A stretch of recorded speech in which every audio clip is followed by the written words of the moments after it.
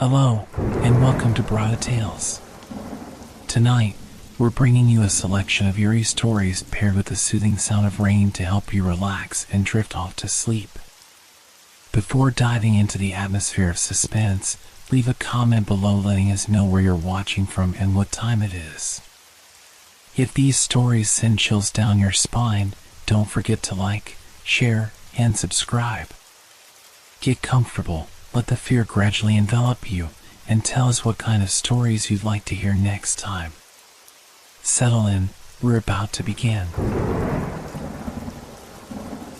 The ominous Hudson River.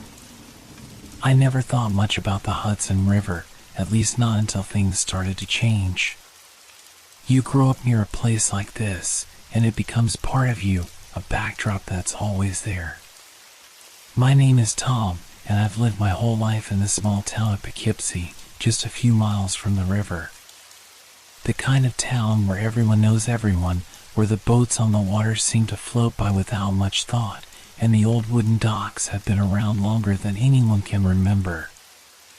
I've worked on the river for as long as I can remember. Fishing's all I know.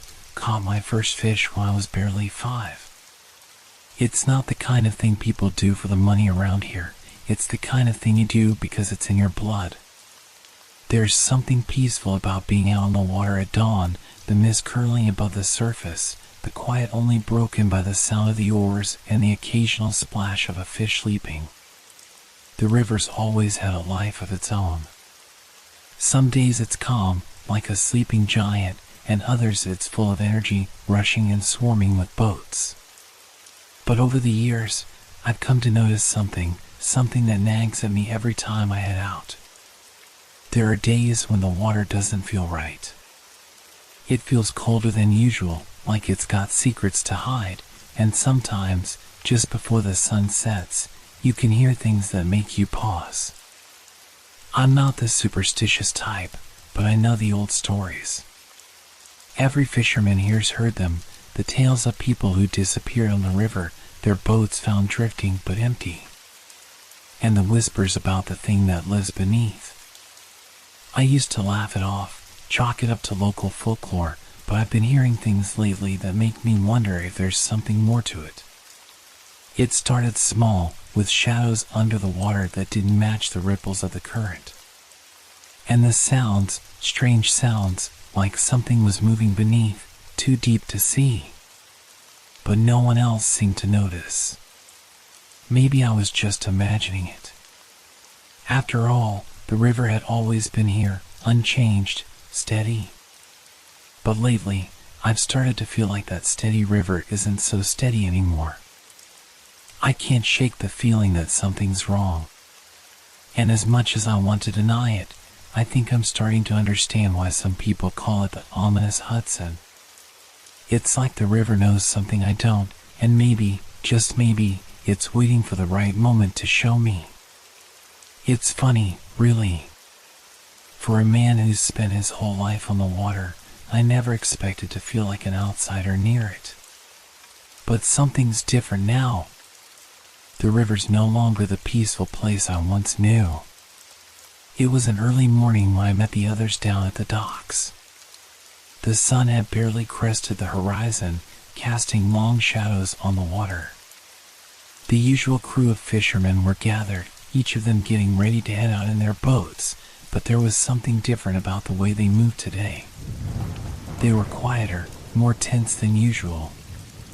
Maybe it was the weather, maybe it was something else. I greeted Jake first, a lanky guy with a face weathered by years of wind and sun. He was always the talkative one, but today, he barely nodded as I walked up.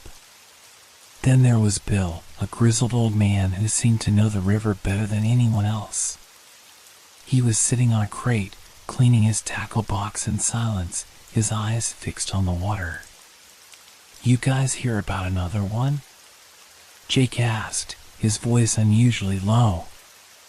He wasn't looking at me, but staring out over the river, as though he was waiting for something to appear. "Another what?" I asked, trying to shake off the feeling that had started to creep over me since I arrived at the docks. Bill grunted, his hands moving slowly over the fishing gear, but his eyes never left the water. People keep going missing out there. It's like they vanish into thin air. I felt a chill crawl up my spine. I'd heard the stories before, of course. Fishermen and locals swore by them, people who went out on the river in broad daylight, never to be seen again. But those were just stories, right? Nothing more than wild imaginations fed by old superstitions. Jake shifted uncomfortably. I'm not saying it's anything out of the ordinary. But the last guy who disappeared, his boat was found just drifting with no one on it. No sign of a struggle. And the strangest part? His gear was still there, untouched. Bill looked up from his tackle box, his face pale. I've been fishing this river for 30 years. Seen plenty of strange things. But what's been happening lately, it ain't natural.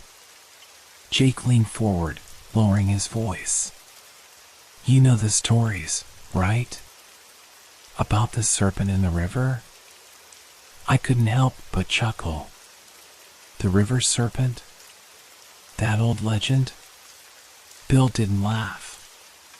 He just nodded, his eyes hardening. That thing's real, Tom. I've seen it with my own eyes. The way the water moves around it, like it's alive. Every time I've seen it, someone's gone missing shortly after. The hair on the back of my neck stood up, though I didn't want to admit it. I had heard those stories since I was a kid, the massive serpent that guarded the river, preying on anyone who dared venture too far. But I always dismissed it as nonsense, a ghost story passed down by old-timers to scare off curious kids. You really believe that? I asked, trying to sound skeptical, but the unease in Bill's voice made it hard to ignore. I've been fishing these waters a long time, Tom, Bill said, his voice steady but serious. I've felt the water shift when something huge moves beneath it. Felt the air change. It's like the river's alive, and it doesn't want anyone getting too close. Jake cleared his throat and stood up, rubbing his hands together. I'm telling you, something's not right. The river's been restless lately. Just last week, I saw something huge shadowing my boat. It was so big, the water didn't even ripple when it moved. I've never seen anything like it. I laughed nervously, trying to brush it off. You sure it wasn't a log or something? Jake shook his head. No log does that. I've been out here too long to mistake something like that. Bill stood up slowly, his eyes still scanning the water, as if he expected the serpent to rise from the depths at any moment. If you ask me, Tom, it's best to stay close to shore these days. The river's been changing. And whatever's out there, whatever it is, it doesn't like us being here. I felt a chill seep into my bones. The river, with its calm surface and silent depths, had always been a part of my life. But now, for the first time, I began to wonder if something darker was lurking beneath. Maybe I'll stick closer to shore today, I said, trying to sound casual, but the words didn't feel like they came from me. They felt like an instinct I couldn't ignore. Jake gave me a quick nod. It's better that way. We didn't say much after that. Each of us boarded our boats, casting off one by one, but the words still echoed in my head. The river's restless. The serpent's real. And as I cast my line into the water, I couldn't shake the feeling that something was watching me from below. Something that wasn't a fish, wasn't a log, but something much older. Something that knew this river better than any of us ever would. I'd been out on the river for a couple of hours, the only sound the gentle lapping of the water against the sides of my boat. The morning mist had long since burned off, leaving the air heavy and still. The sun hung high, its light dancing across the surface of the river in sharp, fragmented patterns.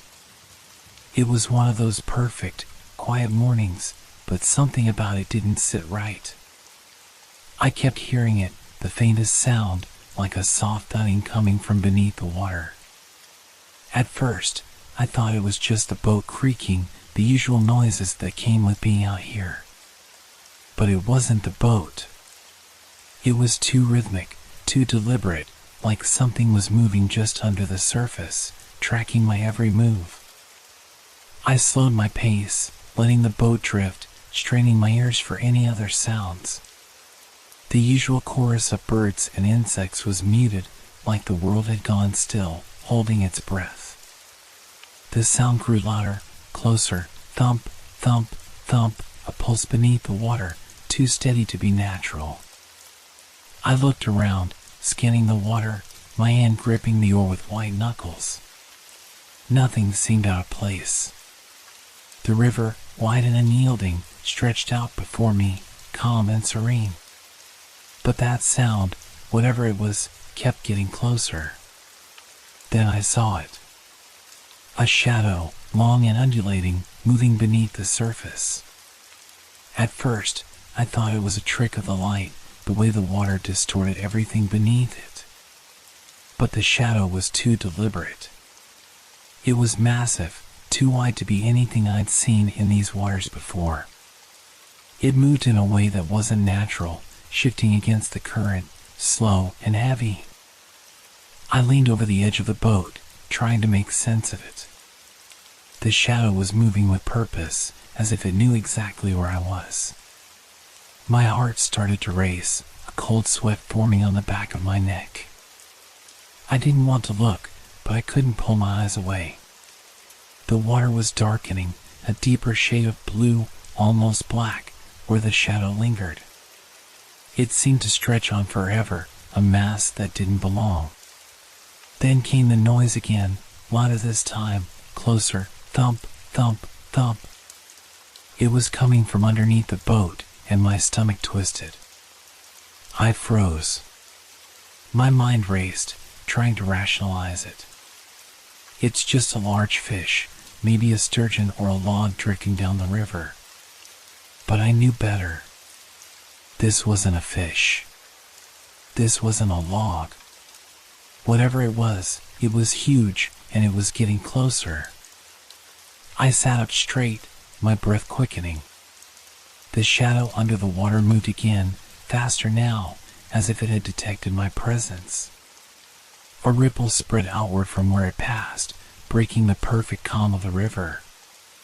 It was hard to tell which direction it was going, but it felt like it was circling me, like a predator stalking its prey.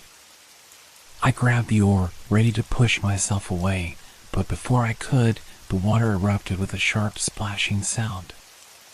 Something massive slammed against the underside of my boat, sending it rocking violently. My heart lurched in my chest. My hands trembled as I tried to steady myself, but the boat rocked again, harder this time. It felt like the river itself was trying to tip me into its depths. The shadow was gone. I couldn't see it anymore, but I could feel the water shift, the weight of something far too large moving beneath me. My skin prickled with fear as I slowly turned the boat around, rowing frantically, my pulse thundering in my ears. I didn't dare look back. I could hear the water sloshing behind me, the steady rhythm of something following, just out of sight. The thump, thump, thump seemed to be fading, but it wasn't gone. It was still there, beneath the surface, waiting. The river felt different now, as though something deep within it had awakened. Something ancient. Something that knew exactly who I was and where I was going. I didn't stop rowing until I reached the shore, my breath ragged and my hands slick with sweat. I pulled the boat onto the dock, my legs shaky as I stumbled out onto the land. But the feeling of being watched didn't leave me. It clung to me like a shadow, and I couldn't shake it, no matter how hard I tried. I tried to convince myself it was just my imagination, that I'd let the stories get to me. But deep down, I knew it wasn't. Something was down there, something alive, and it wasn't friendly. As I walked away from the river, I looked over my shoulder. For a split second, I thought I saw something moving just below the surface, too large to be anything natural. But when I blinked, it was gone. I didn't stay on the docks much longer that day. I couldn't. The river felt wrong. That night, I couldn't sleep. I tossed and turned, my mind racing with the events of the day. The image of that shadow beneath the water, it was too real, kept replaying in my head. Each time, it grew darker, more menacing. The thump, thump, thump of whatever had been moving beneath me seemed to echo in the quiet of my room, as though it were still following me. Every time I closed my eyes, I felt like I was drifting back out on the river, like something unseen was waiting just under the surface, waiting to pull me under. I tried to shake it off. I told myself it was nothing more than my nerves getting the better of me. I'd been working the river for years without incident. People had disappeared, sure, but there had always been a logical explanation. Accidents. Misadventures. Those things happened even in a town as quiet as this. The stories, the serpent, the strange disappearances were just that. Stories. But something in the back of my mind whispered that I couldn't ignore it anymore. There was a shift in the air, something I couldn't explain. It was as though the river itself had changed, become something else, something that didn't belong in the world I thought I knew. The next morning, I walked down to the docks early, before the sun had fully risen. The air was thick with fog, and the water was a dull gray, stretching endlessly to the horizon. The usual calm of the river was missing, replaced by a strange, unsettling silence. The birds weren't singing. The hum of insects wasn't there. It was like the world had gone mute, as though the river had swallowed up all the sounds of the earth. I was about to board my boat when I saw something that made my stomach drop. There, at the edge of the dock, was a small patch of water, darker than the rest. The surface was still, unnaturally still, and something about the way it looked made my skin crawl. It wasn't a shadow or a reflection, just a patch of water that seemed wrong. I stepped closer, my heart pounding in my chest. I knelt down, peering into the water, trying to make sense of it. There was nothing there, nothing that I could see. But the longer I stared, the more I felt like the water was looking back. It was as if the river itself was aware of me, watching me, waiting for something. I shook my head, trying to push the thought away. I was just tired. I hadn't had a full night's sleep in days. Maybe it was just the fog playing tricks on my eyes. I got into the boat and pushed off from the dock, trying to focus on the day ahead. The water was calmer than it had been the day before, but the feeling of unease didn't leave me. Every ripple, every slight movement in the water seemed to make me jump, as though I was waiting for something to rise up from the depths. I tried to keep myself busy, casting my line and checking the nets. But every so often, I would glance at the water and see something, a flicker of movement beneath the surface, just out of the corner of my eye. At first, I thought it was fish, but there was no splash, no disturbance in the water. The river felt too still, too quiet. I thought I saw a shadow again, far beneath the surface, too deep to be a fish. It moved with the current, but it was unlike any fish I had ever seen. This shadow was long, curved, twisting, as though it was following me. I pulled the oar harder, faster, trying to shake the feeling that something was there with me. But every time I glanced into the water, it felt like the surface was reaching up, beckoning me to look deeper, to understand something I wasn't meant to. I kept hearing the same noise, the soft thump, like the pulse of something large beneath the surface. It was faint, but it was there. The water seemed to carry it, like it was vibrating through the river itself. I couldn't shake the nagging feeling that I was being watched. And when I looked over my shoulder, I thought I saw something move in the distance, a ripple, a distortion in the water. Just a flicker, too quick to be sure of, but enough to make my heart skip a beat. When I returned to the dock, I noticed something else, small details that hadn't been there before. The wood of the dock looked warped, as if the water had been eating at it, pulling it apart. But there were no storms, no floods. The planks seemed to have decayed faster than they should have.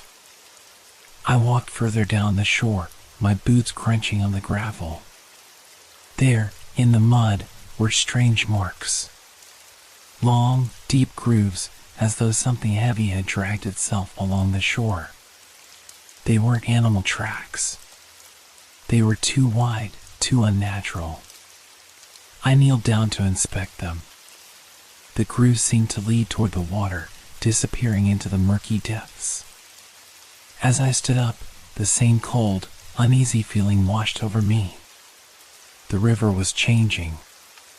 Something was down there, and it wasn't something I understood. I thought back to what Bill had said about the serpent, about the things he'd seen in the water. It was easy to dismiss it as an old man's superstition. But now, standing here, looking at the river, I wasn't so sure anymore. I left the docks quickly, not looking back as I walked away. The more I thought about it, the more I realized something. I wasn't just afraid of what might be in the river. I was afraid of what the river might become. And deep down, I was starting to wonder if it had always been this way. I tried to convince myself that I was overreacting, that the tension in the air was just a result of the stress I'd been under. The river was always full of mysteries, old stories that came from overactive imaginations and restless nights. But the more I tried to ignore it, the stronger the feeling became. It was subtle at first. A glance over my shoulder that made my heart skip. A rustling sound from the trees lining the shore, even though the wind was still. Then the sensation in my bones, that creeping cold that settled deep inside my chest, as though something was watching me, waiting for the perfect moment to make its move. I thought it was just the isolation.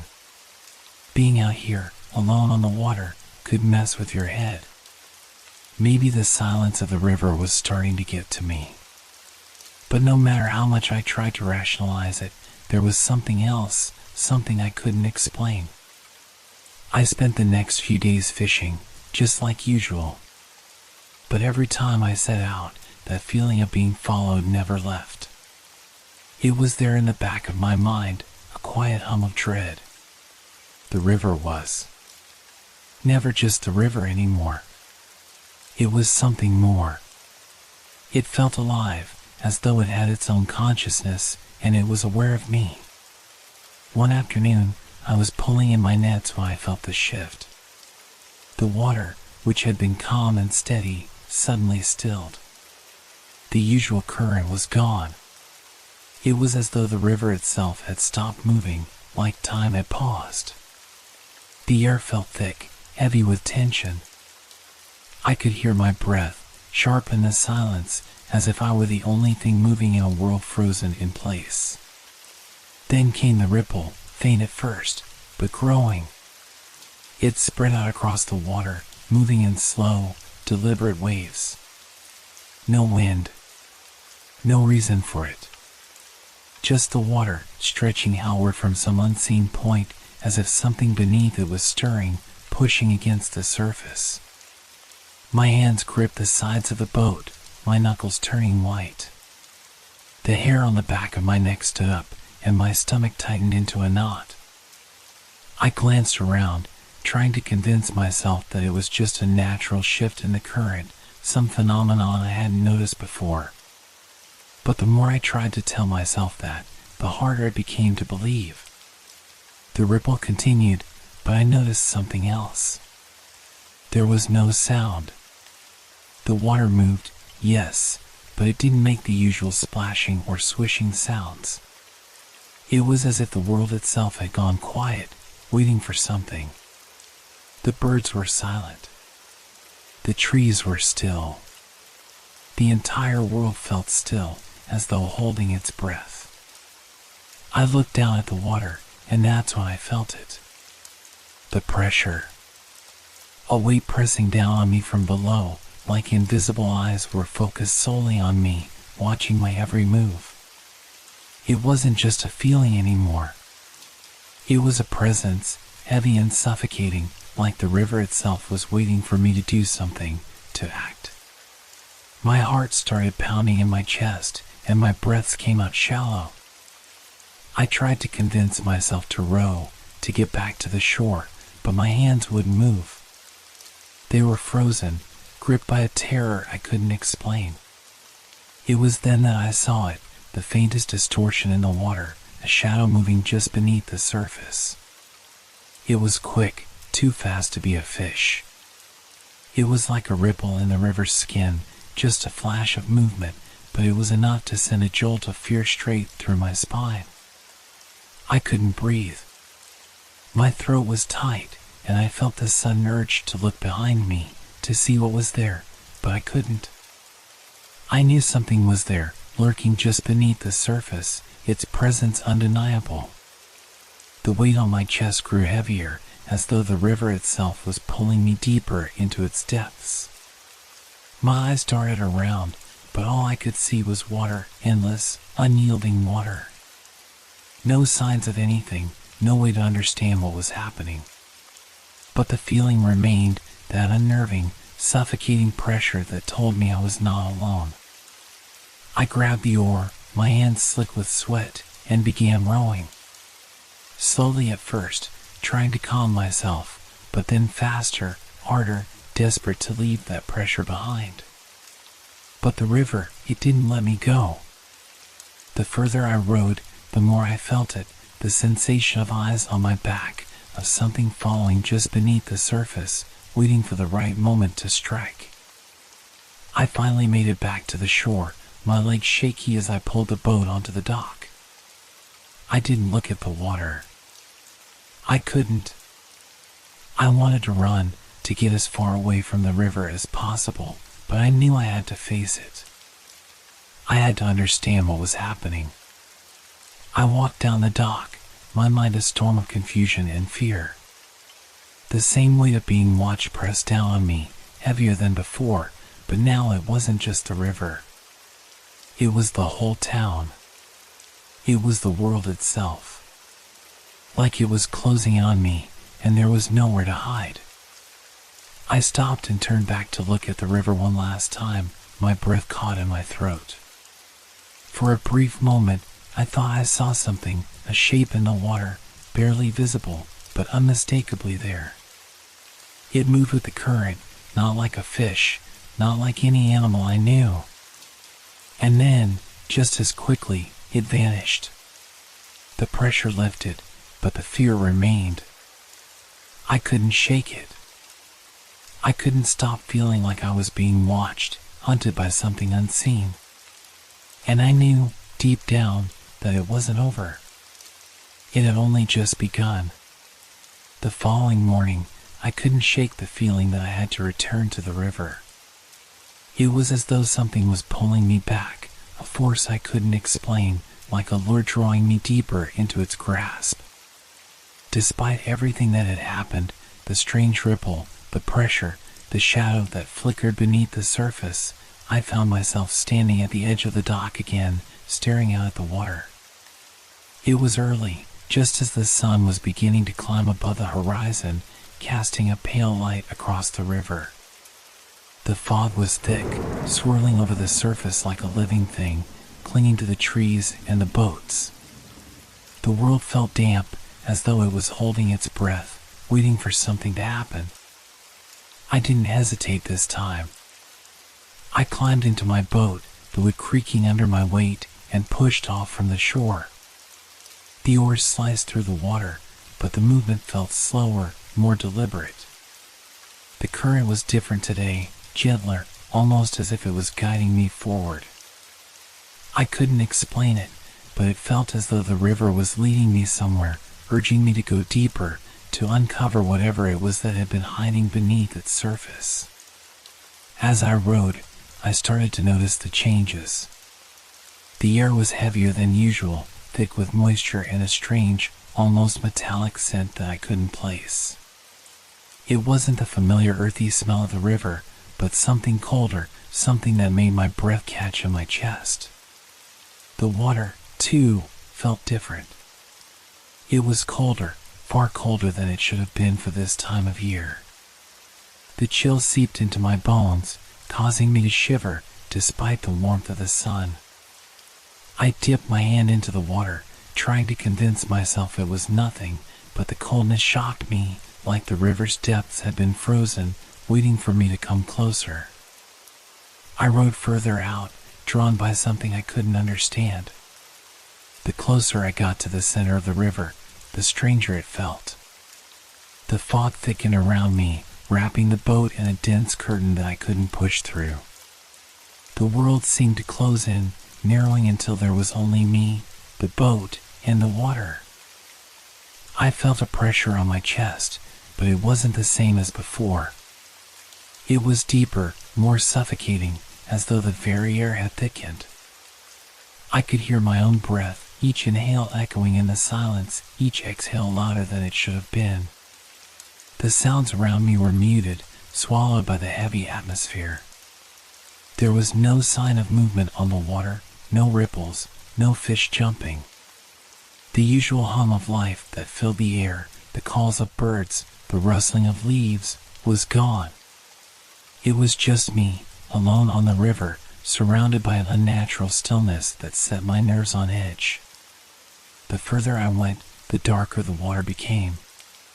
The riverbed, usually a murky brown, had turned a deep, inky black. I couldn't see the bottom, not like I used to. There was no depth to it, no way to measure how far it stretched. It felt like the water went on forever, swallowing everything in its path. I glanced over my shoulder, half expecting to see something in the distance, but there was only fog. The shore had disappeared, swallowed by the haze. It was like I was drifting in an endless expanse of nothing. The feeling of being watched had returned, more intense than before. It was as though the river itself was aware of my presence, waiting for something.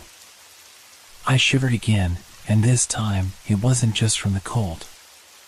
The pressure, the weight in the air, was becoming unbearable.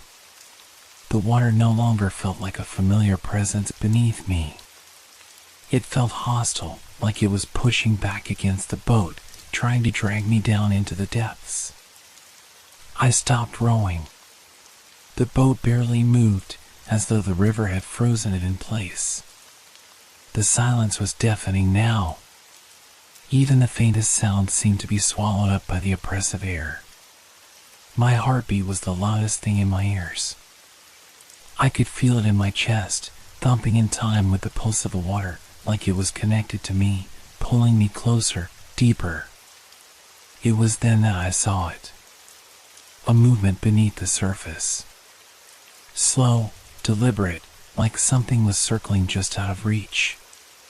The shadow was long, stretching across the water like a massive coil, twisting and turning in the depths. It wasn't just a flicker, like before. This time, it was clear, undeniable. The shape was massive, impossibly large, and it moved with purpose, as though it was aware of my presence.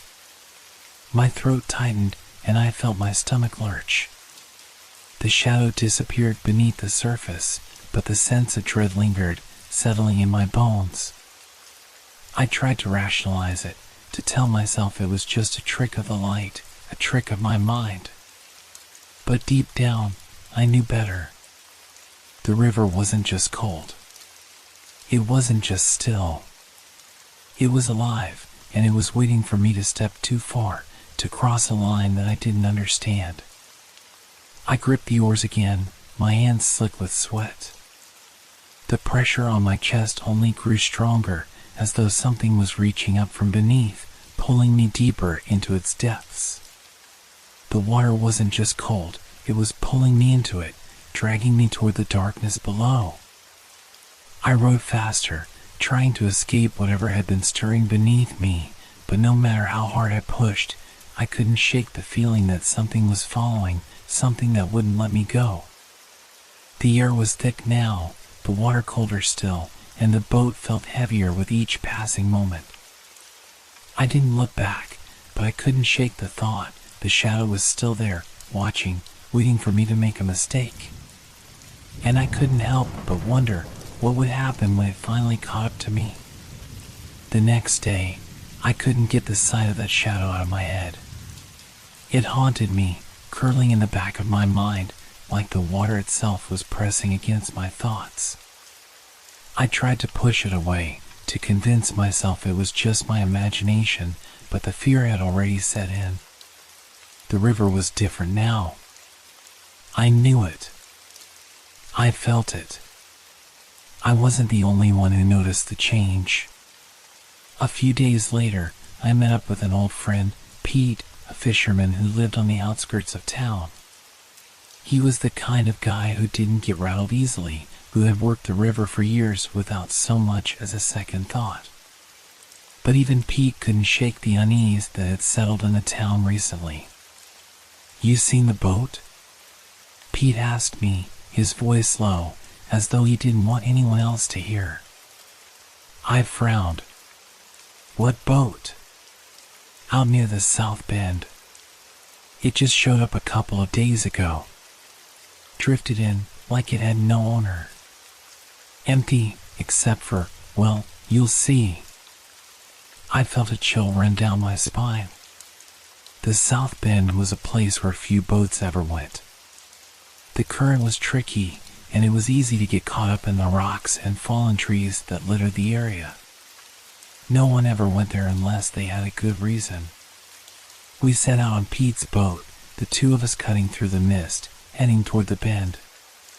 The air was thick, heavy with moisture, and I could see the tension in Pete's face. He didn't say much, just kept his eyes on the water ahead, as if expecting something to rise from it at any moment. When we reached the bend, I saw it. The boat was drifting aimlessly, its stern just brushing against the rocks. It wasn't a small boat, more like a fishing skiff, but it was empty. No one was aboard, and there were no signs of a struggle. Nothing. Just the boat, bobbing in the water like it had been abandoned without a care. Pete steered us closer, and I noticed something that made my stomach twist. The boat's side was streaked with dark, red marks, like something had been dragged along its surface. I leaned over the edge, trying to get a closer look, and that's when I saw it.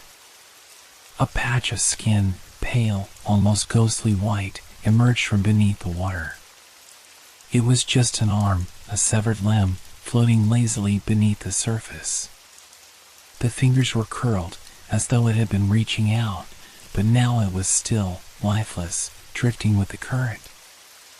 I felt the blood drain from my face. Pete cursed under his breath. "That's not right. Ain't no way someone lost a limb like that without a fight." I could barely breathe. The cold grip of fear tightened around my chest, squeezing the air from my lungs. The river had taken something, or someone. But it wasn't just a simple disappearance. No, this felt like something darker, something intentional. I looked at Pete, my voice barely a whisper. "What happened here?" He didn't answer at first. He just stared at the water, his face grim. Then he turned to me, his eyes full of something I hadn't seen before, fear. "People been talking, Jack. They've been saying the river's changed. And this," he nodded toward the severed arm, "this is just the start." I tried to force the words out, tried to make sense of it. But who would do something like this? And why leave the boat behind? Pete's gaze shifted to the water, his eyes narrowing as if he were looking for something just beneath the surface. That's the thing, he said slowly, his voice low. Some folks say it's the river. The river's talking back what's its. And it's not gonna stop. I felt a chill race down my spine. The idea of the river taking back what was its, that wasn't just a story or a legend anymore. It was real. And whatever was lurking beneath the water, whatever was pulling people under, it was much worse than any of us had imagined. We didn't stay long. I couldn't look at that arm any longer without feeling the weight of dread settle in. Pete turned the boat around, and we headed back to town in silence. But the unease, the sense that something terrible was unfolding, was too heavy to ignore.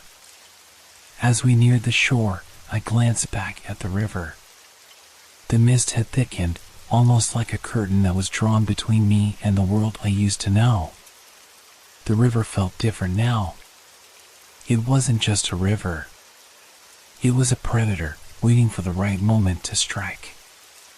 And I wasn't sure if any of us could escape it. That night, as I lay in bed, I could hear the river in the distance, its sound strangely hollow, like a whisper carried on the wind. It wasn't the soothing rhythm of nature anymore. It was something else, something darker, something that knew I was listening. I wasn't sure if I wanted to know what it was. But deep down, I knew I had no choice. The river was pulling us all in, one piece at a time. And no one was safe. The days blurred together after the discovery of the boat and the severed arm. I couldn't shake the feeling that something was wrong with the river, that something deep beneath the surface was stirring, waiting. I tried to go about my daily routine, fishing, repairing my boat, speaking with the locals, but no matter how much I tried to distract myself, my mind kept drifting back to the sight of that arm, floating lifelessly in the water. I didn't tell anyone about the whispers I'd begun to hear. Not yet. They started softly, just faint murmurings at first, like the wind had something to say. At first, I thought I was just imagining it. The breeze always had a way of making strange noises, rustling the leaves or bending the branches, creating sounds that could be mistaken for voices. But as the days went on, the whispers grew louder, more distinct, as though someone, or something, was calling my name.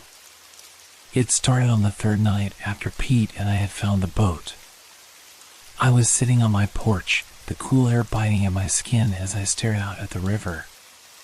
The mist had rolled in again, thicker than before, and the water shimmered in the dim light of the half-moon. I should have felt at peace. The river was quiet, the only sound the occasional croak of a frog or the rustling of a tree branch, but instead, there was an unease that settled over me like a heavy blanket. And then I heard it. A soft whisper, barely audible at first, carried on the wind. It was as if someone was standing just behind me, speaking my name in a voice that didn't sound quite human. Jack. I froze. My breath caught in my throat. No one was around. I glanced over my shoulder, but the porch was empty. The air was still, save for the wind rustling the leaves. I told myself it was just my mind playing tricks on me, that the river had a way of distorting sounds. But then, just as I started to turn away, I heard it again. Jack. It was clearer now, a voice that was both distant and yet as close as my own breath. The chill in the air deepened, and I could almost feel it brushing against my ear, just out of sight. My heart hammered in my chest. I stood up quickly, my legs unsteady, and looked toward the river. The mist was swirling in patterns I couldn't explain, as though the fog itself was alive, moving, pulling at the edges of the world. I shook my head, trying to steady my thoughts. It wasn't real. It couldn't be real. I was hearing things, the strain of the past few days getting to me. But the whispers didn't stop. They kept coming, growing louder, until it felt like they were surrounding me, drowning me in their constant murmur. "Jack, come closer, it's waiting." The words sent a shiver down my spine. I felt the hairs on the back of my neck stand on end. The voice wasn't just calling, it was beckoning, urging me to step forward, to come closer to the river, to the thing that lurked beneath. I stumbled back, my breath shallow, my pulse racing. I wasn't sure if I was hearing the wind or if it was something else entirely. Something darker. Something that wasn't supposed to exist. I turned and rushed inside, slamming the door behind me, but even as I stood in the safety of my home, the whispers didn't stop. They followed me, winding through the walls, seeping in through the cracks of the floorboards. I could hear them, faintly, like they were just on the other side of the room, waiting for me to listen. I paced the room, trying to focus, trying to think clearly. But it was no use. The whispers were getting louder, more insistent. They weren't just in my head, they were out there, in the air, on the wind. And they were calling to me. "Jack, it's too late, it's already here." I pressed my hands against my ears, but it didn't help. The voices still slipped through, as though they were part of the very air itself. I tried to breathe, tried to calm myself, but my thoughts were swirling, crashing together in a whirlpool of confusion. What was happening to me? Was I losing my mind? Had the river already begun to claim me, to twist my reality until I couldn't tell what was real and what wasn't? The room felt smaller, the walls closing in around me. I stumbled back to the window, pulling back the curtain just enough to peer outside. The mist had thickened again, almost to the point where I couldn't see the river. But I could feel it, right there, just beyond the veil of fog, calling me. I knew then that the whispers weren't just my imagination. Something was there. Something was waiting. And it wanted me to come closer, to cross the threshold into its world, where the line between the living and the dead no longer existed. The thought filled me with terror, but I couldn't shake it. The river had always been a part of my life. I had always respected it, worked with it. But now, it was something else. It was a force, a dark presence, and it wasn't just calling me, it was pulling me in, one whisper at a time. I turned away from the window, my hands trembling, my breath coming in ragged gasps. I didn't know what to do. Didn't know how to stop the voices. Didn't know how to escape the river's grip. But as I sank to my knees, I knew one thing for sure. I couldn't ignore it anymore. Whatever was out there, whatever was calling me, was real. And it wasn't going to let me go. The next few days were quiet, eerily so. I tried to push the whispers from my mind, to convince myself that it was all just stress, or some deep-seated fear brought on by the strange events that had unfolded. But the peace I had hoped for was short-lived. The river, which had once been a familiar friend, had become a thing of dread. Every time I went near it, the sense of unease grew stronger. I kept my distance from the south bend, the place where the boat had drifted in, but even while I was farther downstream, it felt as if the river was watching me. The water, once so calming, now seemed to have a weight to it, a presence beneath the surface that I couldn't ignore. It was on a crisp morning, the fog still hanging low and heavy over the water, that I heard it. At first, it was barely perceptible, just a faint splash, like something small breaking the surface. But the sound came again, closer this time. And then again. It was rhythmic, like a pulse. I froze, my boat barely moving with the current, the paddle resting motionless in my hands. I glanced around, trying to locate the source of the noise. The river was still, its surface smooth like glass, reflecting the gray sky above. There was nothing to see, no disturbance in the water, but I could hear it. The splashes were subtle but insistent, like something large moving just beneath the surface, keeping out of sight, but always there. A cold shiver crawled down my spine as I strained my eyes, looking for any sign of movement. The water was deceptively calm, as though mocking me, lulling me into a false sense of security. But I knew better. I could feel it, something was there. Something was lurking beneath, waiting for the right moment to strike. Another splash echoed, louder this time, followed by a soft, wet sound, like something heavy dragging along the riverbed. My heart skipped a beat. The movement wasn't natural, nothing about it was. There was no way a fish, or even a boat, could make such a sound without disturbing the surface. This was different. The water itself seemed to be shifting, rippling unnaturally, as if something vast and unseen was stirring beneath it. I gripped the paddle tighter, my knuckles white. Every instinct in my body screamed at me to turn back, to get off the river and away from whatever it was that was making those sounds. But I couldn't. I couldn't tear myself away, not when the pull of curiosity and fear was so strong. Then, with a suddenness that took me by surprise, the water around my boat shifted. A large, dark shadow passed just beneath the surface, so quickly I barely had time to process what I saw. It was massive, too large to be any fish I knew, and it moved with an unnatural grace, as if the river itself were alive and conscious of my presence. I held my breath, trying to keep still. My eyes locked on the spot where the shadow had passed, but the water was still again.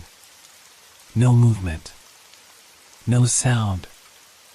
I was left staring at the calm, deceptive surface of the river, wondering if I had imagined it all.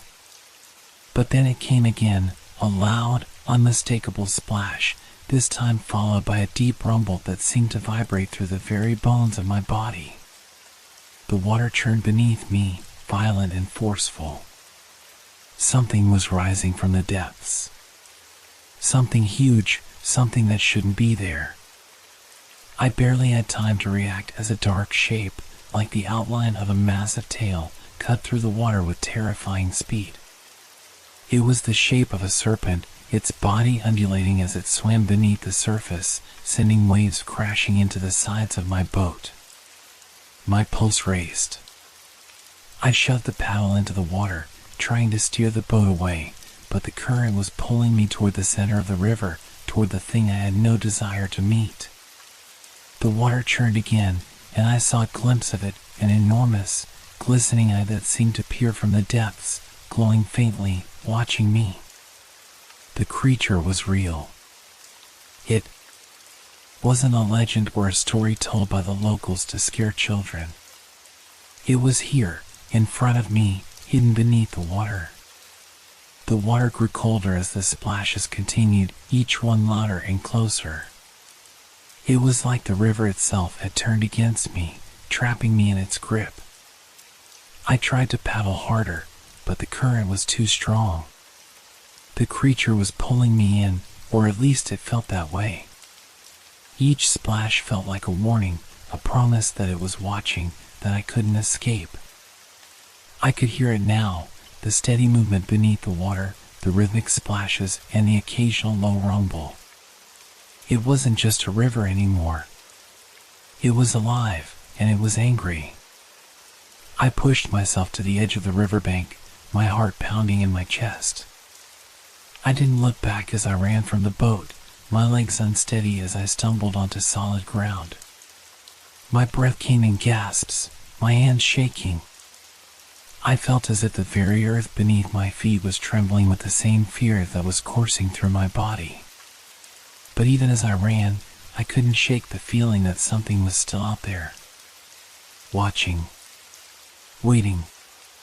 The calm surface of the river was a lie, a trap that concealed the horror beneath. And I was only just beginning to understand how deep the terror truly went. I couldn't shake the feeling. Every step I took away from the river felt like I was leaving something unfinished, something that would haunt me if I didn't confront it. My heart raced as I walked along the shoreline, away from the place where I'd nearly met whatever creature lurked beneath the surface. My hands were still shaking, and every time I glanced at the water, I felt that cold, weighty presence pressing in on me, as though it was waiting for me to return. It was absurd, wasn't it? I should have turned around and left. The whispers, the splashes, the massive shadow beneath the water, all of it should have been enough to make me stay far away from the Hudson for the rest of my life. But there was something more pulling at me, some force I couldn't explain, something that felt inevitable. The river had always been a part of my life, and now it was a part of me. Its pull was undeniable, like a current that ran deeper than the water itself. I paused on the riverbank, staring out over the mist-covered water. The calm surface mocked me, hiding the danger lurking beneath, but it wasn't just the creature I was afraid of. There was a deeper terror creeping inside me, one that gnawed at my thoughts and twisted my gut. What if I never figured out what was happening here? What if I let the mystery slip away, never knowing the truth? I stood there, caught between the urge to run and the need to know. The whispers were still with me, a low hum in the back of my mind, almost like the river was speaking to me directly, calling me back to the water. It was as if it knew what I was thinking, knew I couldn't leave. It was so much more than just a body of water. It was an entity, an ancient presence that had been here long before any of us. I turned and looked toward the woods, where the path to the town lay. I could leave now. I could walk away from all of this and forget what I'd seen, what I'd heard. But the thought felt hollow. As much as I wanted to escape, something deep within me knew that this wasn't a story that would let me go. The river had chosen me, whether I liked it or not.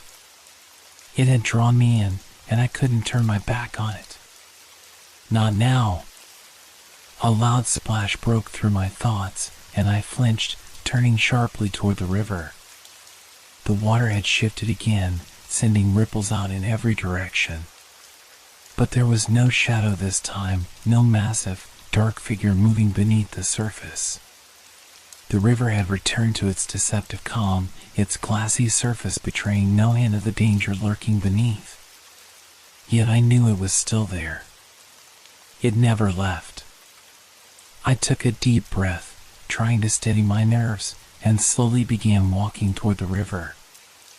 Each step felt like I was crossing a threshold, moving closer to something I couldn't fully understand. The closer I got, the more I felt like something was pulling at me, like I had no choice in the matter. As if the river had decided for me.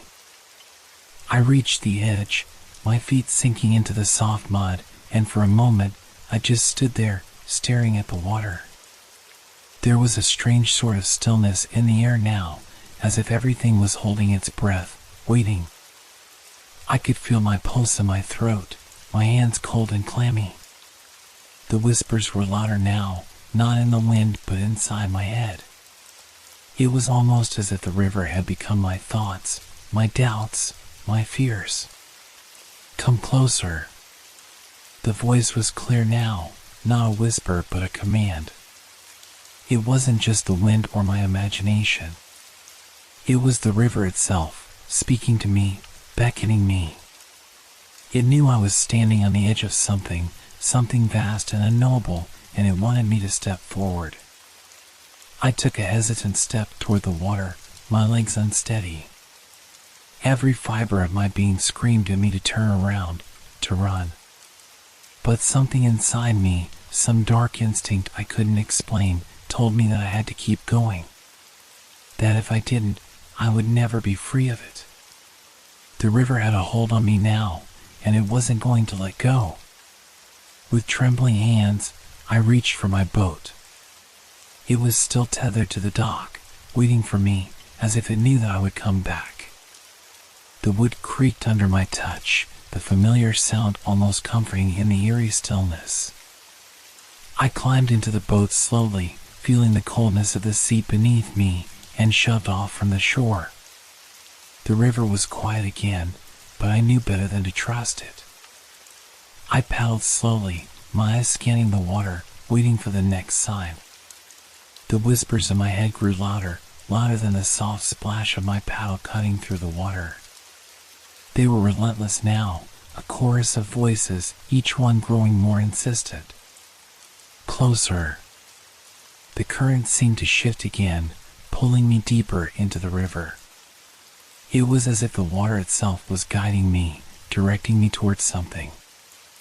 I wasn't sure what, but I couldn't ignore the feeling that something terrible awaited me if I turned back now. I paddled harder, my eyes locked on the horizon, trying to ignore the panic rising in my chest. The sense of inevitability was overwhelming now. I was no longer in control. The river had chosen me, and I was a part of it, whether I liked it or not. The water darkened, the mist thickening around me. The surface seemed to shimmer with a strange light, and I realized that I had crossed a line, that I was beyond the point of no return. It wasn't just the creature beneath the water. It was the river itself that was alive, and it was waiting for me to understand that its grip on me was far deeper than I had ever imagined. As I paddled further, the water grew colder, and I knew that whatever was waiting for me in the depths would not be satisfied until I reached it. It had been a few days since I ventured back onto the river. I couldn't shake the feeling of something watching me, lurking just beneath the water's surface. The river's pull had grown stronger, and the sense of dread was becoming impossible to ignore. I needed answers, even if I wasn't sure I wanted them. Something ancient was tied to the Hudson, something I couldn't escape. I'd heard the rumors, of course. Fishermen were always full of tales, half-drunk stories about things seen and things feared. But this time, it felt different. This time, it wasn't just superstition. It was real.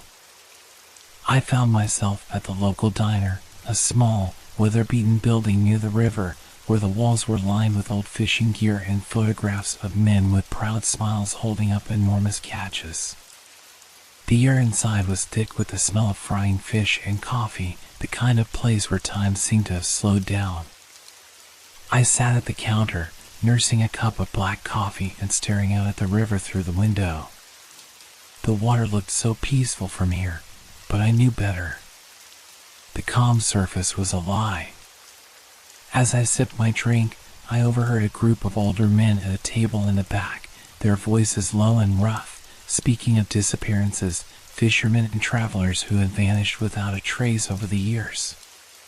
The kind of stories that were usually passed off as accidents or bad luck. But there was something in that tone that made me pause, something that made my stomach twist. Old Dan's boat just drifted in, didn't it? One man grumbled. No sign of him. Just his tackle, his rod, and that damn stench. Another voice, rougher, added, ain't the first time. Happens every few years, like clockwork. Folks go missing, boats turn up.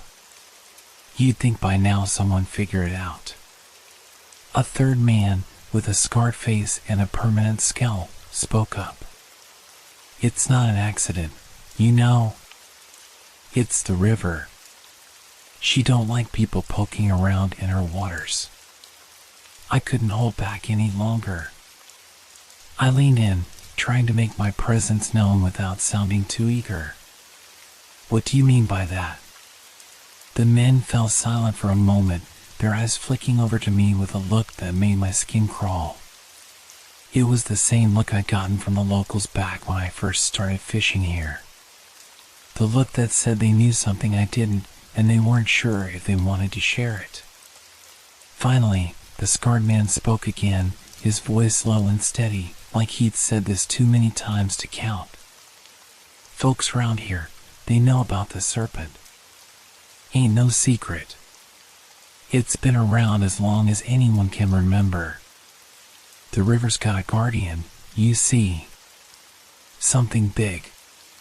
Something old. I raised an eyebrow, unsure whether to laugh or run. A guardian? A serpent? It sounded like something out of an old legend, something that didn't belong in the real world. But the man wasn't finished. People who disappear, they don't just fall off the boat or get caught in the current.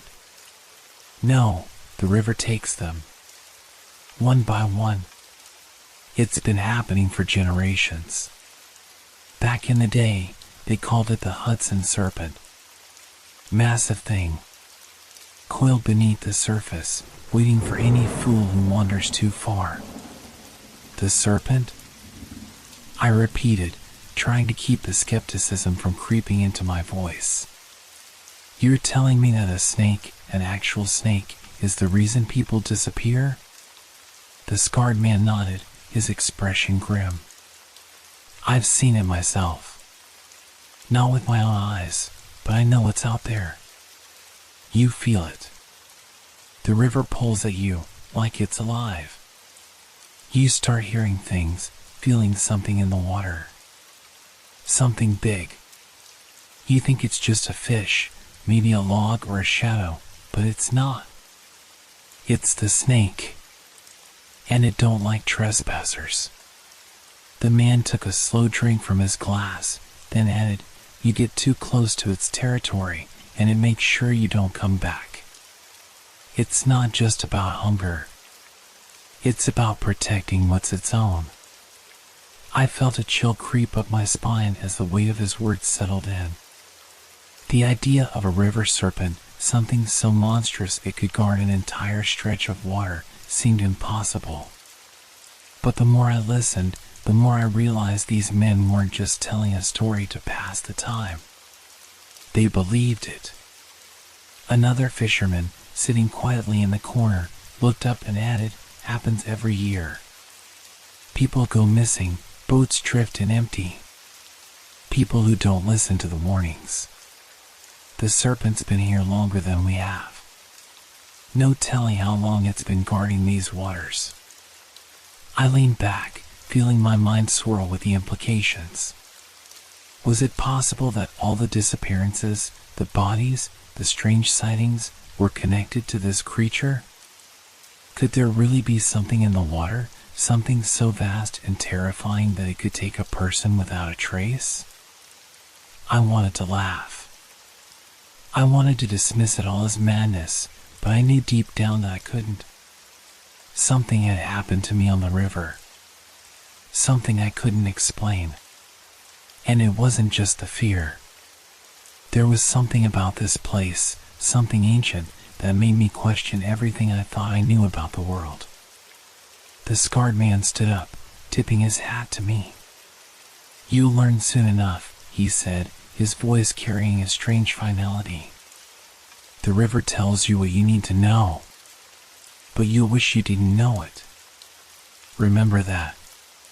With that, he turned and walked out, leaving me alone with my thoughts. The diner felt colder now, the air thick with unspoken warnings. I stared out the window at the river, watching the ripples on the water, the way the light flickered and shimmered on the surface. I couldn't help but wonder what lay beneath, what secrets the Hudson was hiding. And now, more than ever, I felt the pull. The call of something ancient, something that had always been here, waiting.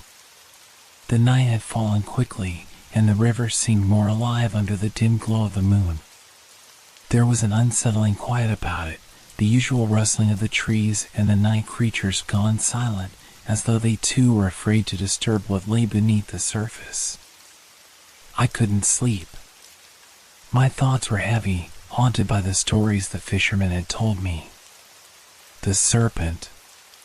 The disappearances. The warnings I had ignored. I couldn't let go of what they had said, and the idea that the river was not just a body of water, but something alive, something ancient, something that needed to be protected, gnawed at my mind. I grabbed my flashlight, deciding to return to the river. There was no real reason for it. Maybe I just needed to convince myself that it was all a story, a myth. Maybe seeing the river calm again would put my fears to rest. But deep down, I knew that wasn't true. Something was out there, and I needed to face it. I walked along the riverbank, my boots sinking into the soft, damp earth.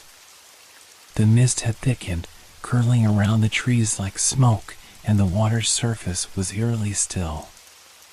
My breath formed visible clouds in the chilly air, and I could hear nothing but the occasional snap of a twig underfoot. Every step felt like it echoed in the silent night. I reached the edge of the water, the beam of my flashlight cutting through the darkness. That's when I saw it, something caught in the reeds near the shore, partially submerged in the water. At first, I thought it was just another piece of driftwood, a part of the debris that occasionally washed up from upriver.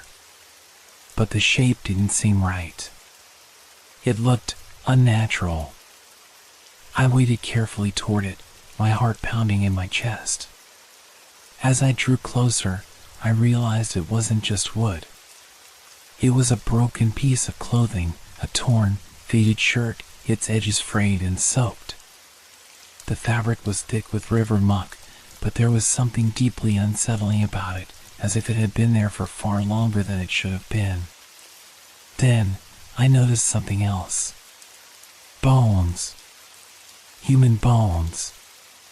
A few feet away from the shirt, half buried in the mud, were the remains of a leg, long, thin, and almost skeletal. I froze, the air thick with a sharp, metallic scent.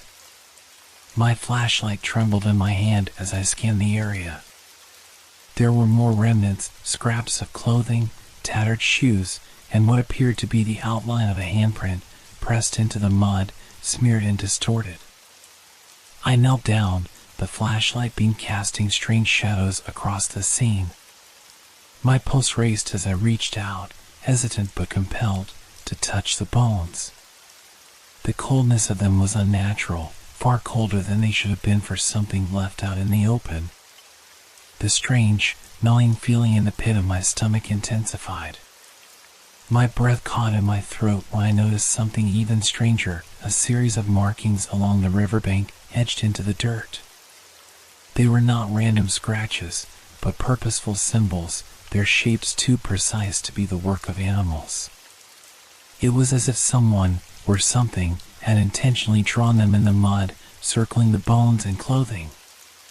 The markings seemed to follow a pattern, winding around the remains in a way that made my skin crawl. They looked like ancient symbols, unfamiliar and foreign, as if they belonged to a time before even the oldest stories I knew. My mind raced, trying to make sense of what I was seeing. Were these signs of some kind of ritual? Or was this just a warning? A message meant to be understood by only a few? I felt a shiver race down my spine, and my thoughts flashed back to the fisherman's words, "The river protects its own." Was this proof of what had been happening for generations? The serpent's mark, its way of ensuring that trespassers never returned? I stood up abruptly, the bones and markings feeling like a weight on my chest. The river seemed to grow darker around me, the air thick with the scent of decay. I could hear something, faint at first, but growing louder, a soft, rhythmic sound coming from the water. A slithering. A movement that shouldn't have been possible. I snapped my flashlight off, instinctively taking a step back, but there was no denying it anymore. I wasn't alone here. In that instant, I felt the weight of the river's presence like never before. It was alive, waiting for something. It had been waiting for years, centuries, and now it had found me. I could hear the splashes again, faint but unmistakable, as if the serpent itself was rising from the depths, coming closer to where I stood. I turned quickly, my legs nearly buckling beneath me, but the flashlight flickered back to life in my trembling hand. I didn't know how long I had before whatever was watching me made itself known.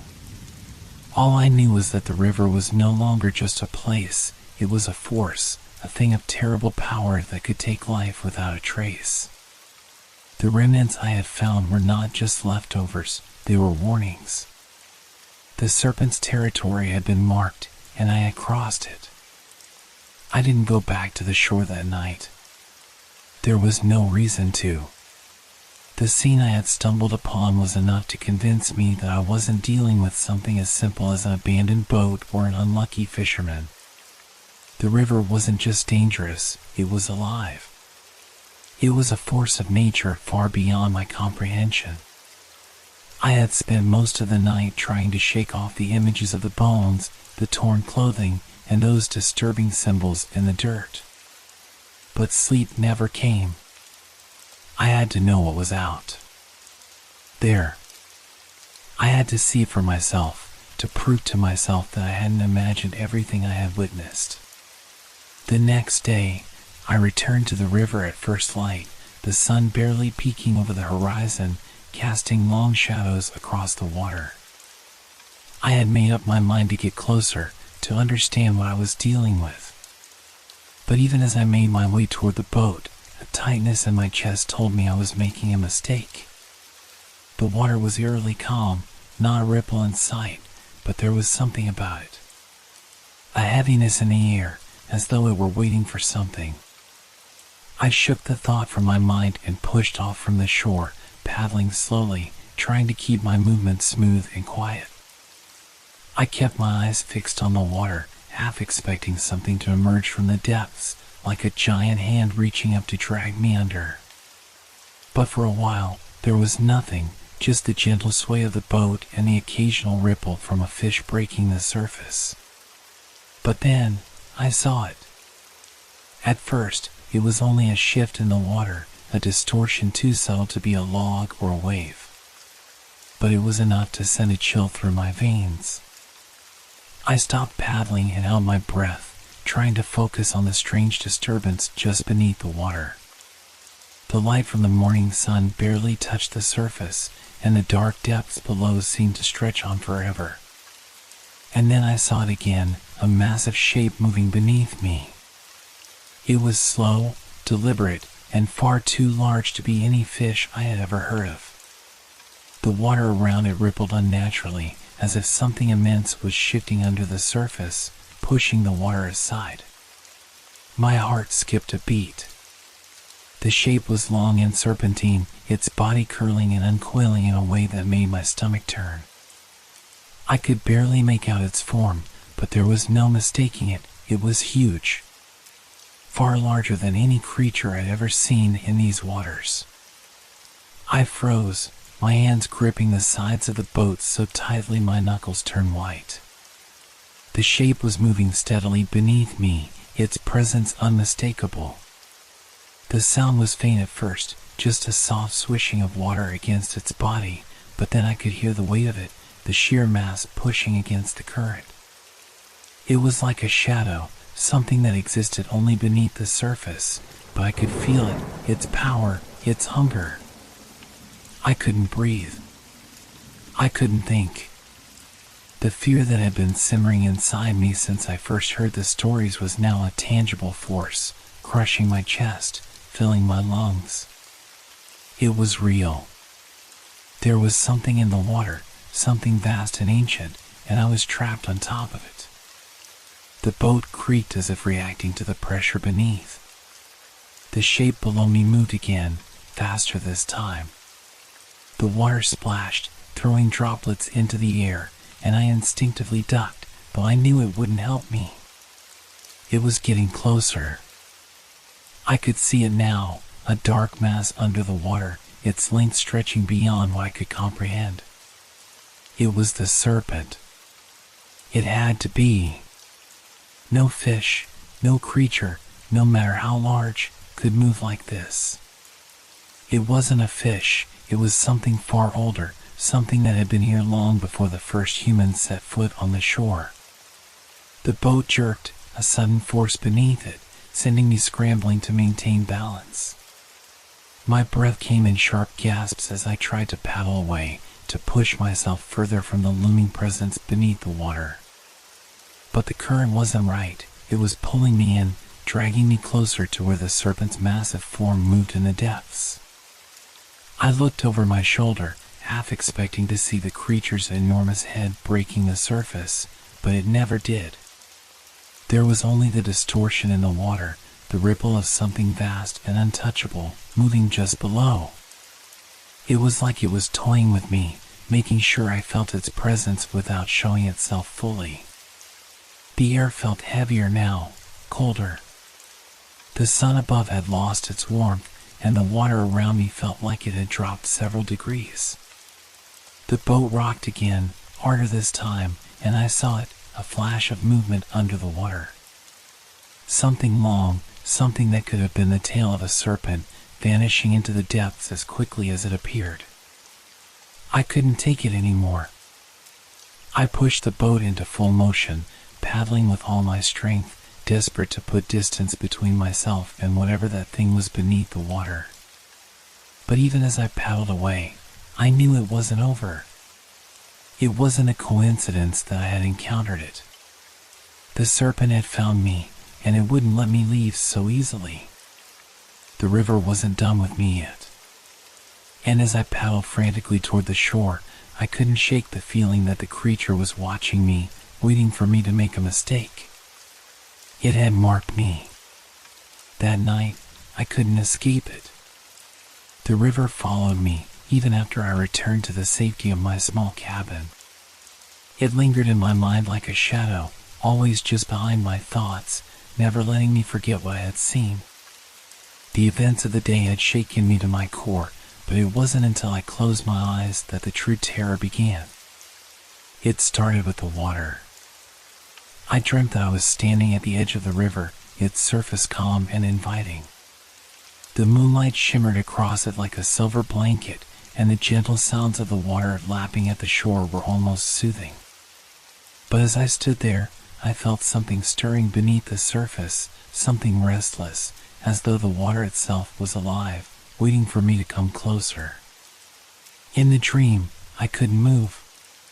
My feet were rooted to the ground, my body frozen, unable to tear myself away.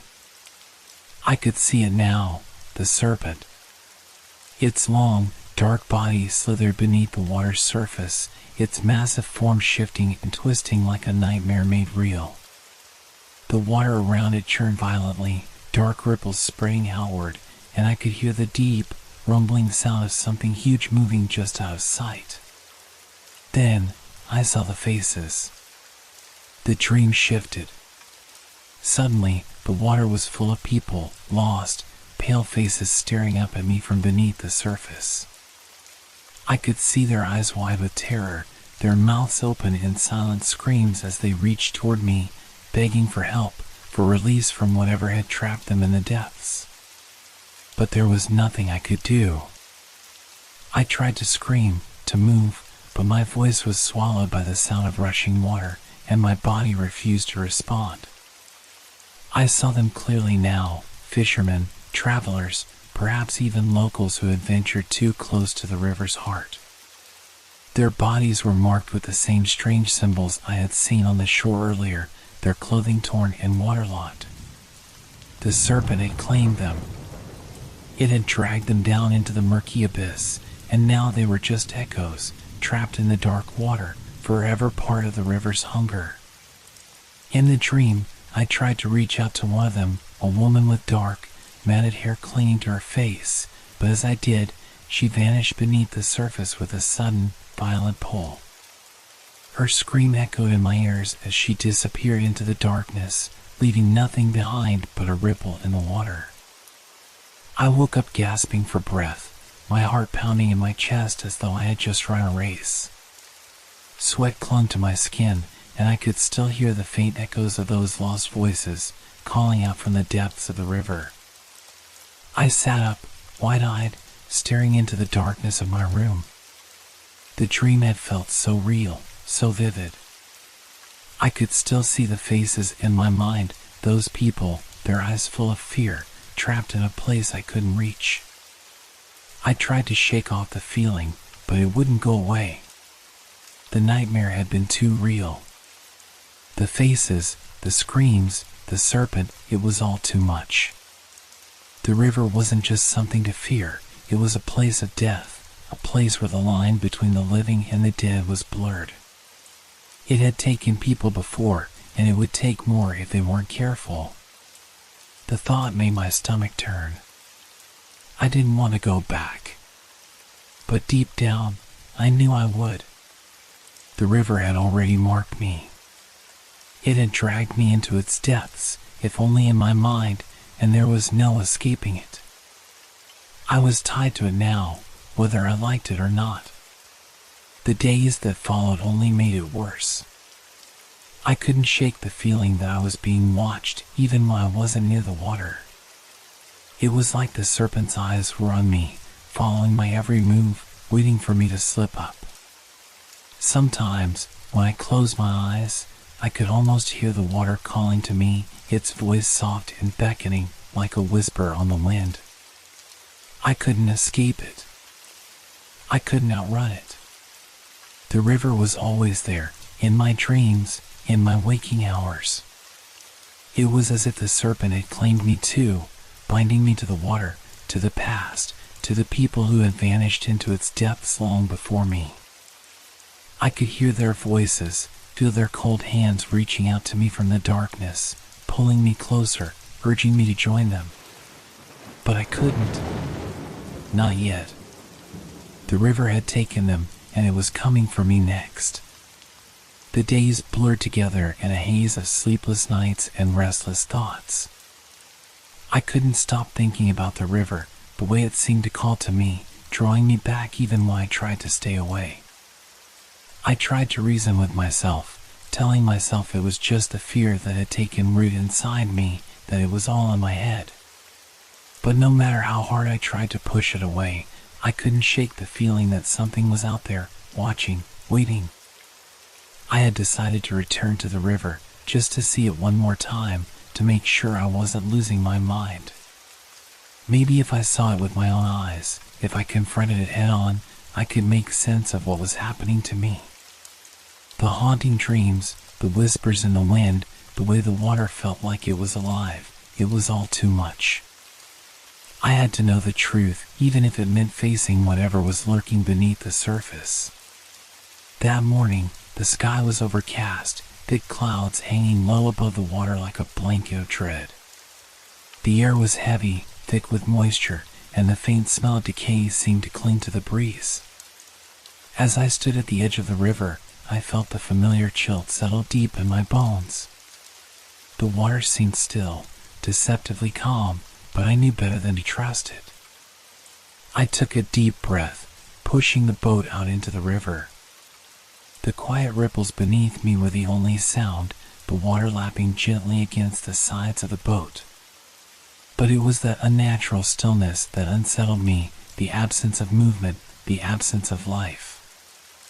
I paddled slowly, my eyes scanning the water for any sign of movement. The surface was dark, nearly black, as though it held secrets that couldn't be revealed in the daylight. The river had always been like this, a place where things went unseen, where what lurked beneath could never be fully understood. But now, it felt more menacing than ever. Then, it happened. A flash, just a flash, but enough to make my heart stop. Something large, something dark, moved just beneath the surface.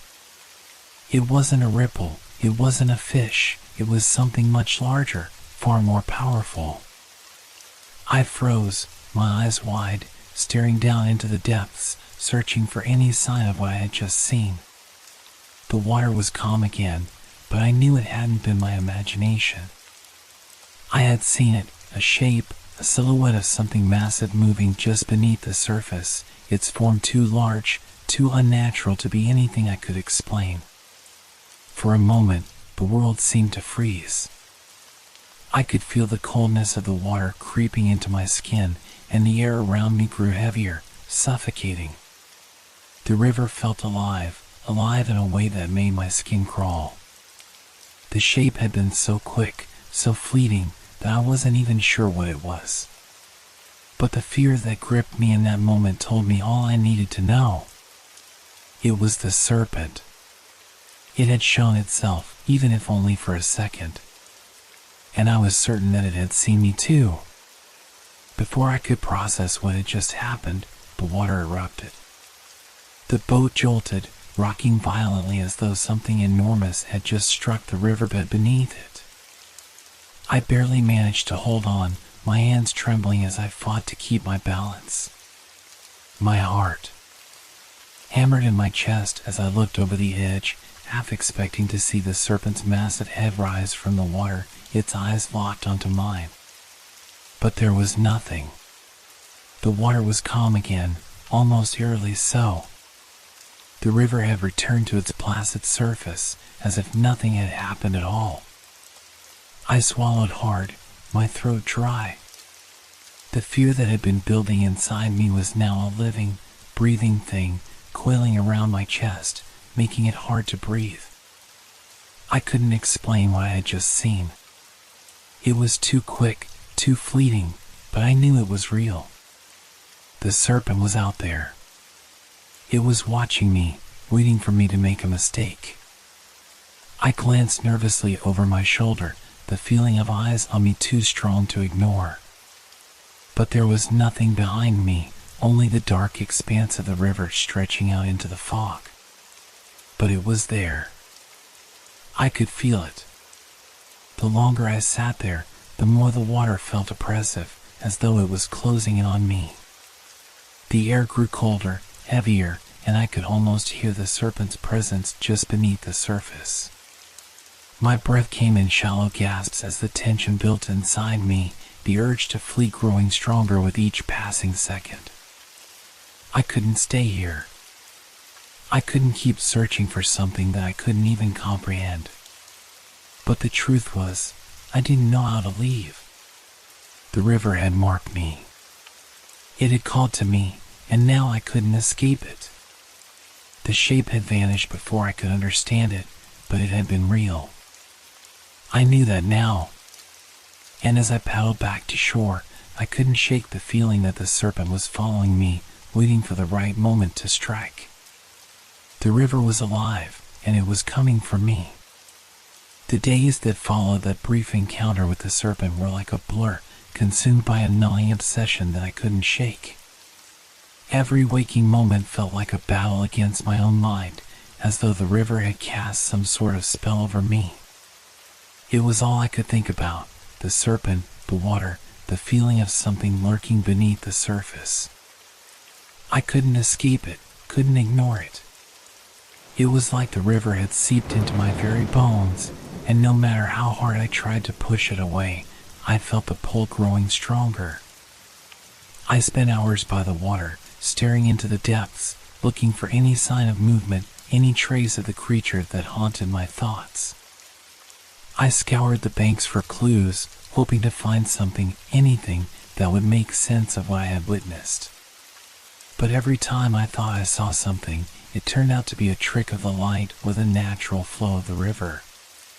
The water was relentless in its silence, offering no answers, only questions that seemed to multiply with every passing hour.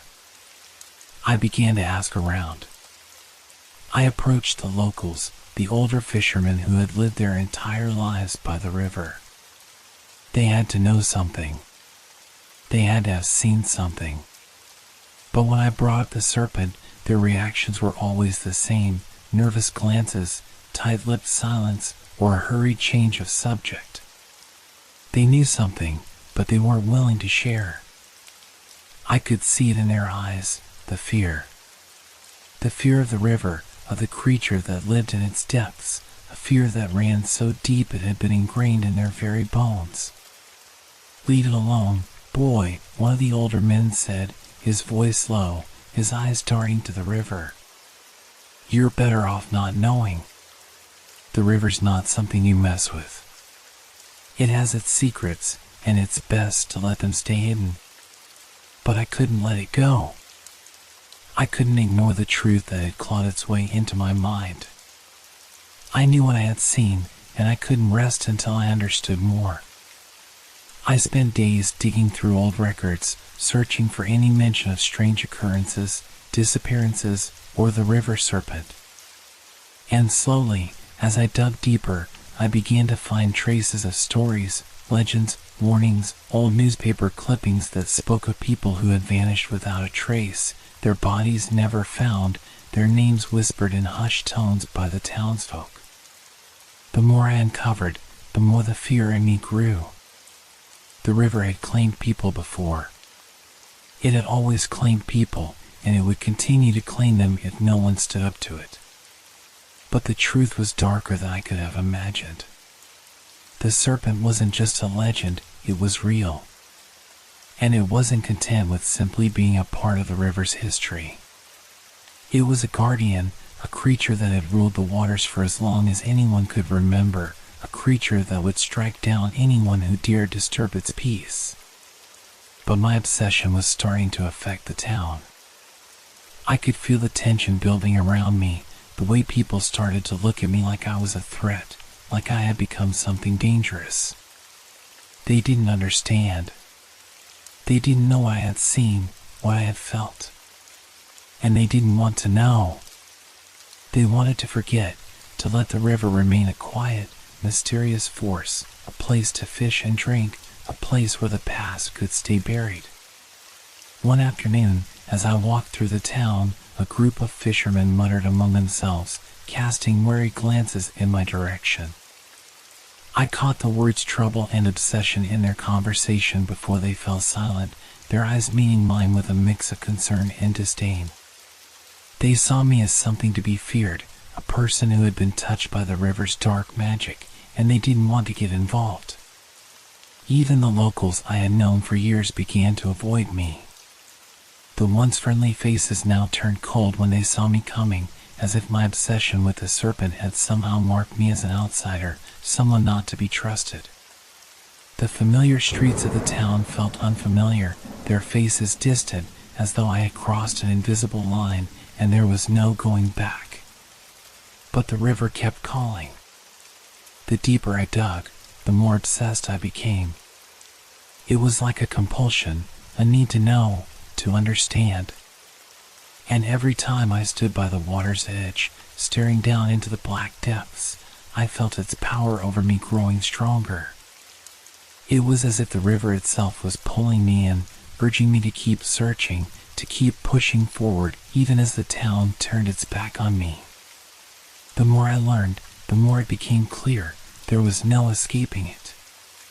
The serpent was not just a myth, it was a part of the river's very essence, an ancient force that had been watching, waiting for centuries. And I had become a part of its story, a thread in the tangled web of the river's dark past. But even as I realized this, a part of me refused to accept it. There had to be a way to stop it, to confront it.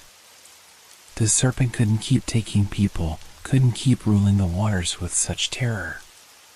But I was starting to realize something else, something that terrified me more than anything else. Maybe it wasn't just the serpent that was dangerous. Maybe it was the river itself, and everything that had been built around it, the town, the people, the stories. Maybe I had crossed a line that couldn't be uncrossed, and now the river would never let me go. The tension in the air was thicker than it had ever been. I could feel it pressing against my chest, weighing me down with every breath I took. The river seemed to stretch out before me, dark and endless, as if mocking my attempts to understand it. But I had to confront it. I had to. I was already too deep, too far gone, and no matter how hard I tried to pull myself out, the river kept drawing me back. The legend, the truth, it was all tangled together now, and there was no turning back. It was all late afternoon, the sky heavy with thick clouds, when I decided to go out again. The town had begun to ignore me, to distance itself as if I were a pariah, and I welcomed the solitude. I rented a small boat, one of the old ones that had been left abandoned on the shore for years, and pushed it into the water. The gentle sound of the waves hitting the hull was the only thing breaking the eerie silence.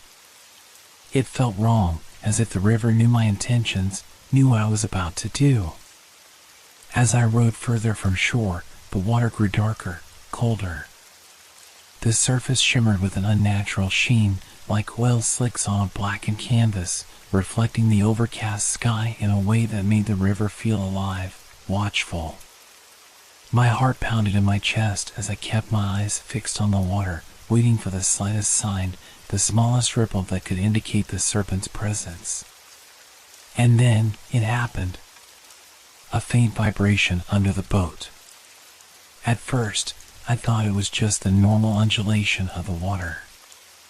But it grew stronger, the boat shaking more violently with each passing second. The surface of the river seemed to tremble beneath me, as though something massive was moving just below the surface, something so huge that the water itself couldn't contain it. My breath caught in my throat as the first true sign of its presence emerged. A long, dark shadow shifted beneath the water, moving with unnerving speed. It was too big for anything natural. Too swift, too purposeful.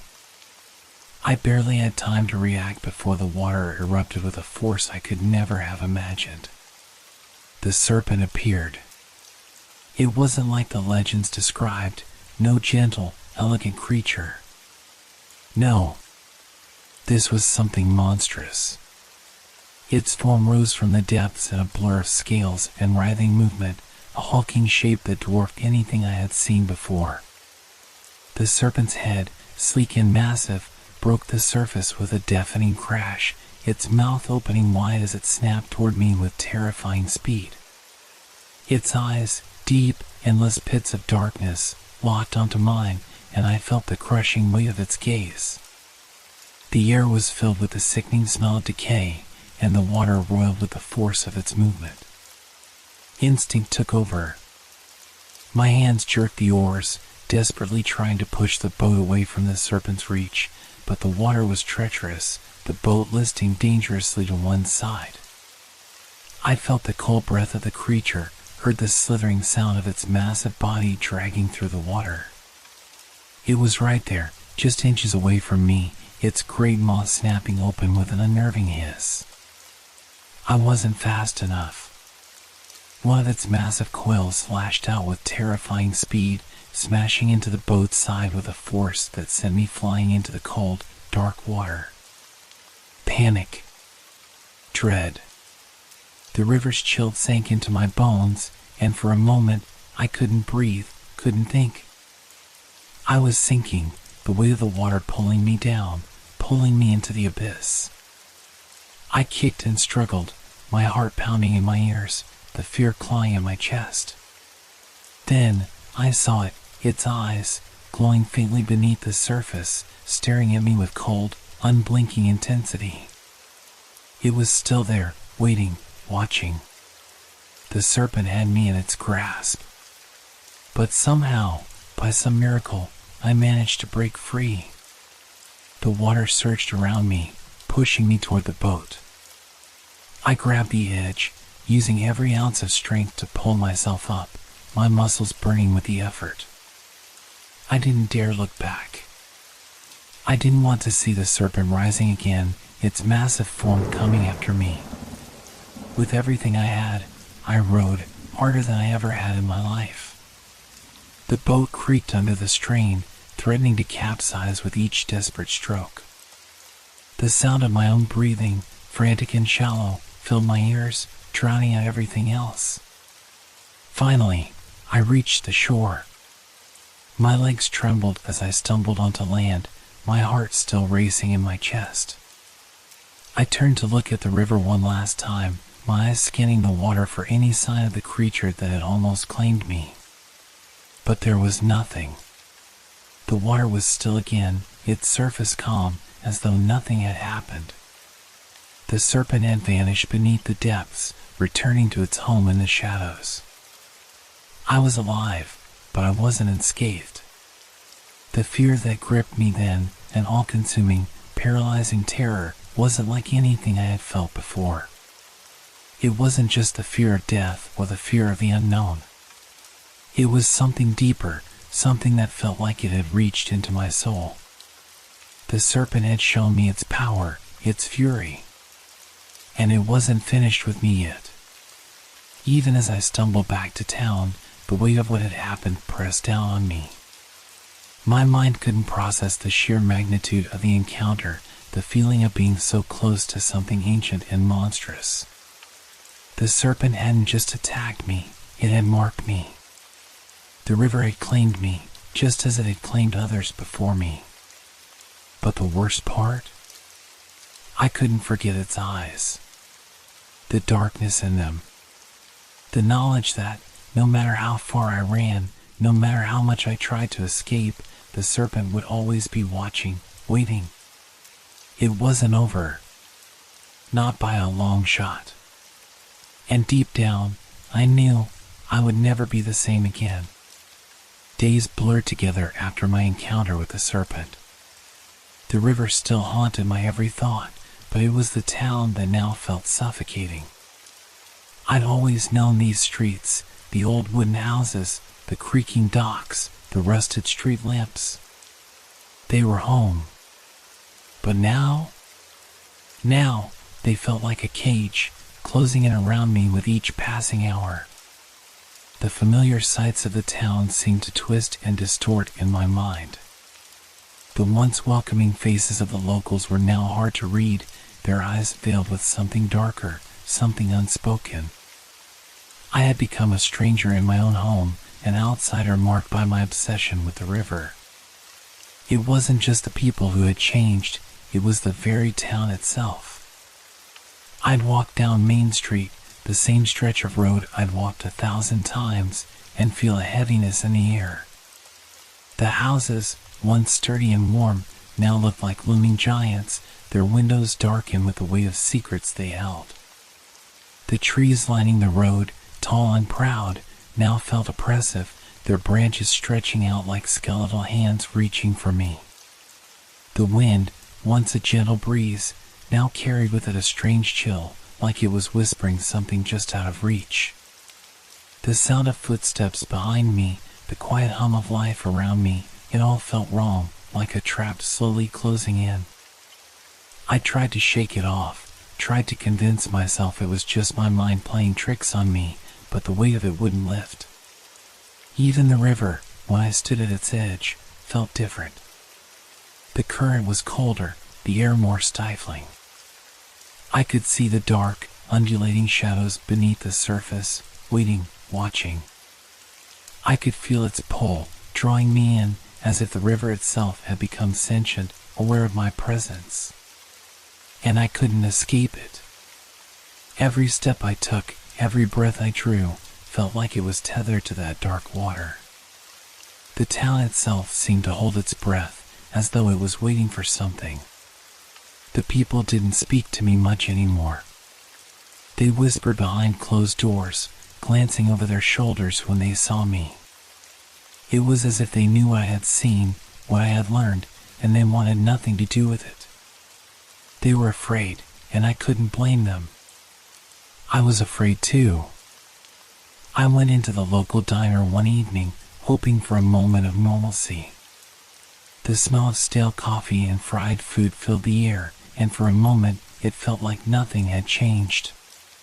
But when I sat down at the counter, I felt the eyes of everyone in the room on me. They didn't speak, just watched, as though they were waiting for something terrible to happen. The clink of silverware, the murmur of conversation, it all felt distant, muffled, like it was happening on the other side of a glass wall. I was disconnected from it all, cut off from the world I once knew. "Anything new with the river?" the waitress asked, her voice a little too casual, her eyes darting to the window as if the answer was already in the air. I shook my head, trying to push the unease away. "No, nothing. Just the usual." She nodded, but I could see the hesitation in her face.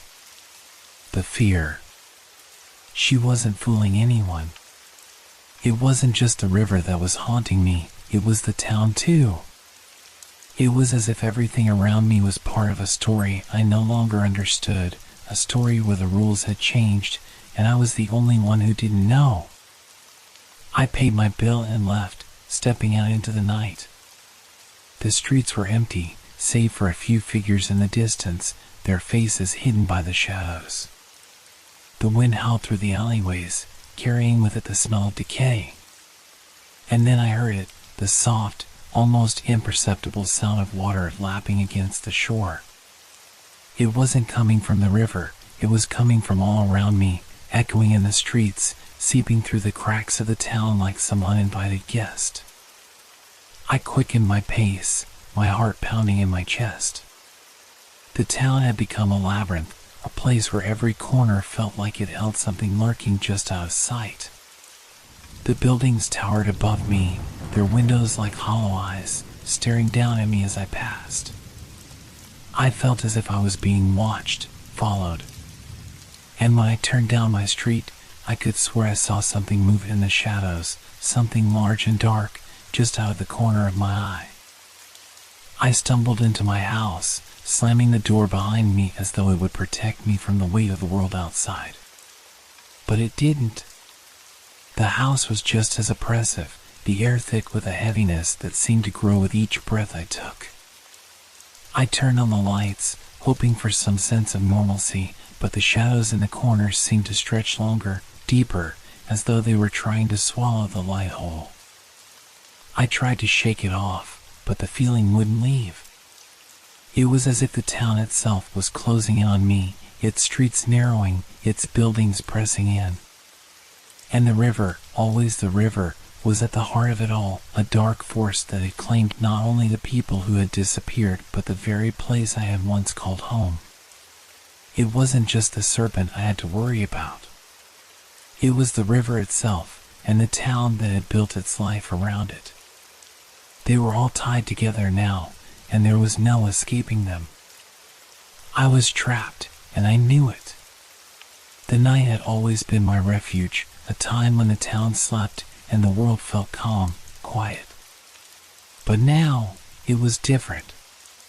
The silence of the night had grown oppressive, as though the very air was thick with anticipation.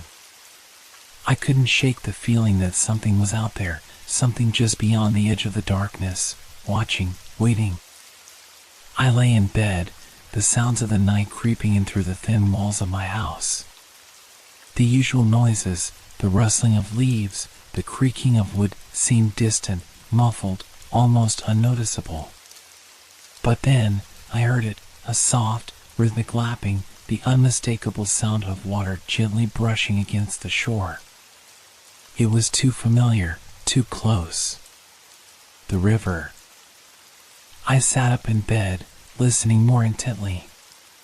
The sound was there again, steady and constant, like a heartbeat pulsing in the distance. It wasn't the usual ebb and flow of the river I had grown up with. No, this was different. It felt deliberate, purposeful, as though something was waiting for me out there, just beyond the reach of the water's edge. I tried to tell myself it was just my mind playing tricks on me, that I was tired, overwhelmed by everything that had happened. But deep down, I knew it wasn't just my imagination. The river wasn't content with merely existing. It was calling to me. I pulled myself out of bed and went to the window, my hand shaking as I parted the curtains. The moon hung low in the sky, casting its pale light over the darkened town, turning the streets into eerie shadows. The water gleamed under the moonlight, its surface smooth and calm, almost inviting. But the more I looked, the more I saw. Something was moving in the water, something large, shifting just beneath the surface, creating subtle ripples that spread out across the river. I tried to ignore it, to push the thought of the serpent from my mind. But then, as if in response, I heard something else. A scraping sound. At first, I thought it was just the wind dragging something along the ground. But as the sound grew louder, clearer, I realized with a sinking feeling that it was coming from the river, from the boat I had left tied up at the dock. My heart skipped a beat. I hurried down the stairs, my feet cold against the wooden floor. I grabbed my coat, the chill of the night creeping in with each step, and rushed out into the yard. The air was heavy, thick with humidity, and the river's presence felt more oppressive than ever. The boat was still there, moored at the dock, its outline barely visible in the dim light. But as I approached, the scraping noise came again, louder now, more insistent. I stopped just short of the dock, my eyes locked on the boat. The sound was unmistakable. Something was scraping against the bottom of it, dragging along the wood with an eerie, unnatural rhythm. It was as though something massive, was moving beneath the boat, its body sliding over the hull, testing its weight, its presence. A wave of nausea hit me. I could feel the tension in the air, a thick, oppressive pressure that made it hard to breathe. I was no longer just hearing the sounds, I was feeling them, as if the river itself had become a living thing, its very being reaching out to touch me. My mind raced. Could it be the serpent? Could it have followed me to the dock? Was it testing the boat, preparing to strike? I couldn't tell, couldn't make sense of it. My instinct screamed at me to run, to get away from the water, from the boat. But my legs wouldn't move. I was rooted to the spot, paralyzed by the thought of what might be lurking in the depths, just out of sight. The scraping continued, relentless and slow. It felt like time had stopped, and I was trapped in the sound, in the waiting. I forced myself to move, to take a step closer, my heart thumping in my chest as I reached for the dock. But then, everything went still. The water stilled. The scraping stopped. The river was as quiet as a grave. I held my breath, listening, waiting. I dared not look at the boat, afraid that if I did, I would see the serpent's massive form rise up from the depths, its glowing eyes locked on mine.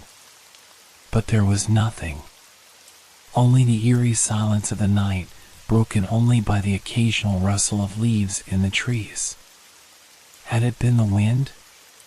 Had I imagined it all? No. I knew it hadn't been. I could feel it in my bones, the presence, the weight of something lurking beneath the surface, watching me. I turned back toward the house, my legs weak, my mind spinning with fear and doubt. The sound of water lapping at the shore returned, but this time it was softer, more distant. And yet, I couldn't shake the feeling that it wasn't over. The river was still out there, waiting. It had found me once, and I knew it would find me again. The night was never quiet anymore. Even while I lay in bed, trying to rest, my mind couldn't escape the sounds of the river. The lapping water, the scraping beneath my boat, those sounds had become a part of my existence now, something I couldn't ignore, no matter how much I tried. The truth was, I had come to crave the answers. But with every passing moment, that desire twisted inside me, becoming a kind of hunger that gnawed at my insides. I couldn't help myself. I needed to know what was out there, what had been hidden beneath the surface all these years. But every time I stepped closer to the truth, the fear grew stronger, threatening to choke me, to keep me from stepping foot near the water again. The river, with its calm surface and deep, impenetrable depths, had become both a mystery and a threat. I had heard the stories from the locals, tales of disappearances, of strange creatures that no one could fully describe, of a presence so ancient it made the ground tremble. But it was more than just stories now. I had seen something, felt it, and it was real. The serpent was real. But the thought of what I might find, what I might face, terrified me. What if it was worse than I imagined? What if the serpent was only a part of something even darker, something that had been waiting for years, centuries? The very idea of confronting it made my stomach churn, but the thought of leaving, of walking away and pretending none of it had happened, felt worse. I couldn't escape the river, not in my mind, not in my soul. It had a hold on me, and the deeper I sank into its mystery, the less I could pull away. Every night, I'd stand by the water's edge, staring at the dark, shifting current, feeling its pull on me. I could hear the whispers again, low and indecipherable, coming from somewhere beneath the surface. Were they real? Or was it just the wind, the trick of my exhausted mind? It didn't matter. I could feel it, something was down there, and it was waiting for me to make my move. It wanted me to know. But what if I didn't want to know? What if the answers were better left buried? I spent my days avoiding the water, staying inside, trying to distract myself with tasks that no longer seemed to matter. The town grew even quieter, the few people I passed giving me cautious looks, like they knew something I didn't. They wouldn't talk to me, not openly. They all knew about the river and the fear it brought, but none of them dared to say it aloud. It was as if they were all bound by some unspoken agreement to leave the past buried, to leave the serpent in the depths where it belonged. But every time I closed my eyes, I saw it, the shape beneath the water, massive and dark, its eyes glowing like embers in the night. And I knew then, with a certainty that shook me to my core, that I had no choice but to go back. I had to confront it. I had to face the truth of the river, no matter the cost. But what if it wasn't the truth I was after? What if I was just too afraid to admit that what I truly sought was something far darker? What if I was trying to outrun the fear that was already inside me, the fear of knowing that some things were never meant to be understood? I stood at the edge of the dock that evening, the water stretching out before me like a vast, silent expanse. The wind had picked up, and the river seemed to churn in the growing darkness. I wanted to turn away, to run back to the safety of my house, to leave it all behind. But something inside me pushed me forward, a force stronger than fear, stronger than reason. I stepped onto the boat, my hands trembling as I untied the ropes, my mind screaming at me to stop, to turn back, but I couldn't. The boat floated out, and I rowed toward the center of the river, where the water was darkest, where the serpent had first shown itself. I had to know. I had to. The air felt thicker now, the weight of the night pressing down on me. I could hear the water moving beneath the boat, but it was no longer a calm ripple. It was deeper, more resonant, like the pulse of something alive, something watching, something waiting. I stopped rowing and let the boat drift, listening to the sounds around me. There it was again, the scraping. The unmistakable sound of something large moving beneath the boat, brushing against the wood. My heart raced, my breath shallow, as the sensation of being watched washed over me. It was here. I knew it. And yet, a strange calm washed over me too. I had come this far. There was no turning back now. The river was alive with sound now, more than just the movement of the water. There was something else, something beneath it, something hidden. I had to face it. But deep down, a part of me wondered, in the darkest corner of my mind, if some truths were better left unknown. The night had swallowed me whole as I drifted further into the river's heart. The boat moved without direction, carried by the current as the world around me seemed to fade into nothingness. The air was thick with moisture, the chill creeping under my skin. I could hear nothing but the sound of my own ragged breath, the faint splash of the oars, and the distant rustling of the trees on the shore. And then I heard it. A low, guttural sound that rippled through the water, vibrating the boat beneath me. It started as a subtle tremor in the depths, like the hum of a distant thunderstorm, but it quickly grew louder, more powerful, until the entire river seemed to pulse with it.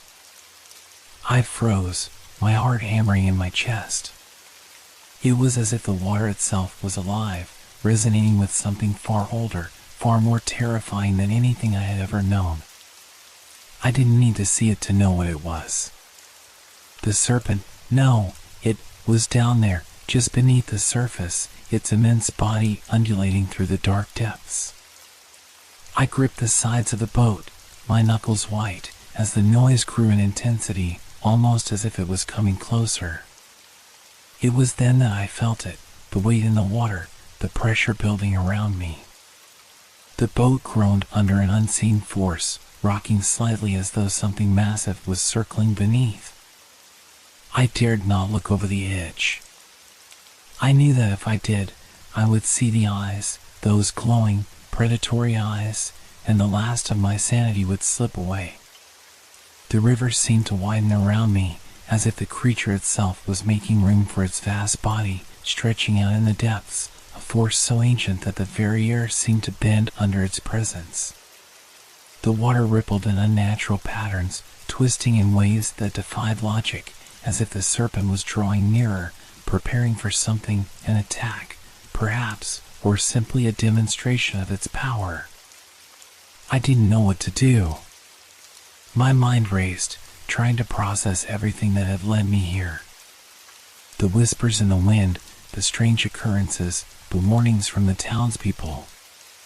It was all leading to this moment, this confrontation, and yet, all I could think of was escape. But how could I escape something like this?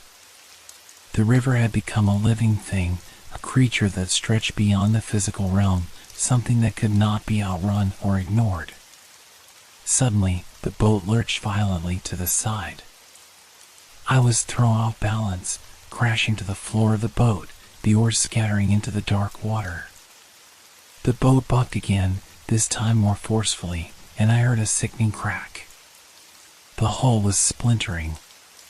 My heart seized as I looked up, just in time to see a massive shadow sweep under the boat, too large to be anything natural, too dark to be anything but a nightmare. The serpent. I scrambled to my feet, clutching the sides of the boat as I fought to keep my balance. The boat rocked again, this time more violently, and I felt the pressure, something massive, something with unimaginable strength, pushing against the underside of the boat. It was close now, so close I could feel its presence, its power pressing on me from all sides. I dared to glance into the water, my breath caught in my throat. The surface was rippling with unnatural force, the water dark and swirling. And then, I saw it. The serpent's tail, long and thick, sliced through the water beneath me, the scales shimmering like blackened metal. It was so vast that the very river seemed to bend beneath its weight, and I could feel the force of its movements in every fiber of my being. A sharp cry escaped my lips, but it was swallowed by the vast emptiness of the night. The creature didn't respond to my terror. It didn't need to. It was in control. The boat groaned again, and I could feel the wood buckling beneath the pressure. I was going to drown, I realized. The serpent was going to drag me under, to claim me as it had claimed others. And I could do nothing but wait for the inevitable. The water surged, and I felt the boat lurch again, this time so violently that I was thrown over the side, my body tumbling into the freezing water. The shock of the cold took my breath away, and I gasped, flailing as I tried to keep my head above the surface. My limbs felt numb, the current pulling at me, the weight of the water threatening to drag me down into the abyss. I twisted in the water, my eyes wide with fear as I searched for any sign of the boat, any sign of safety. But there was nothing. Only the river, its dark surface stretching out endlessly before me. And then I saw it, just below the waterline, a massive shape, moving with terrifying speed, its form so enormous that it seemed to swallow the light around it. The serpent was coming for me. I could hear it, feel it, moving beneath the surface. Its presence was like a weight, a pressure that was pushing down on me, suffocating me. I couldn't breathe. I couldn't think. All I could do was struggle against the current, desperate for air, for any chance of escape. But there was none. The serpent was the river. And the river had me now. I felt a sudden, jarring pain in my leg, a tug, sharp and strong, as something pulled me downward. My vision blurred as I fought to break free, my arms reaching out for anything to hold on to. But it was too late. The water closed around me, and the last thing I saw before everything went black were those glowing eyes, locked on mine, watching as I disappeared into the depths. I woke to the harsh sting of cold water against my skin, my lungs burning, throat raw from gasping for air. The world around me was a blur, a dark, swirling chaos of shadows and deep, churning water.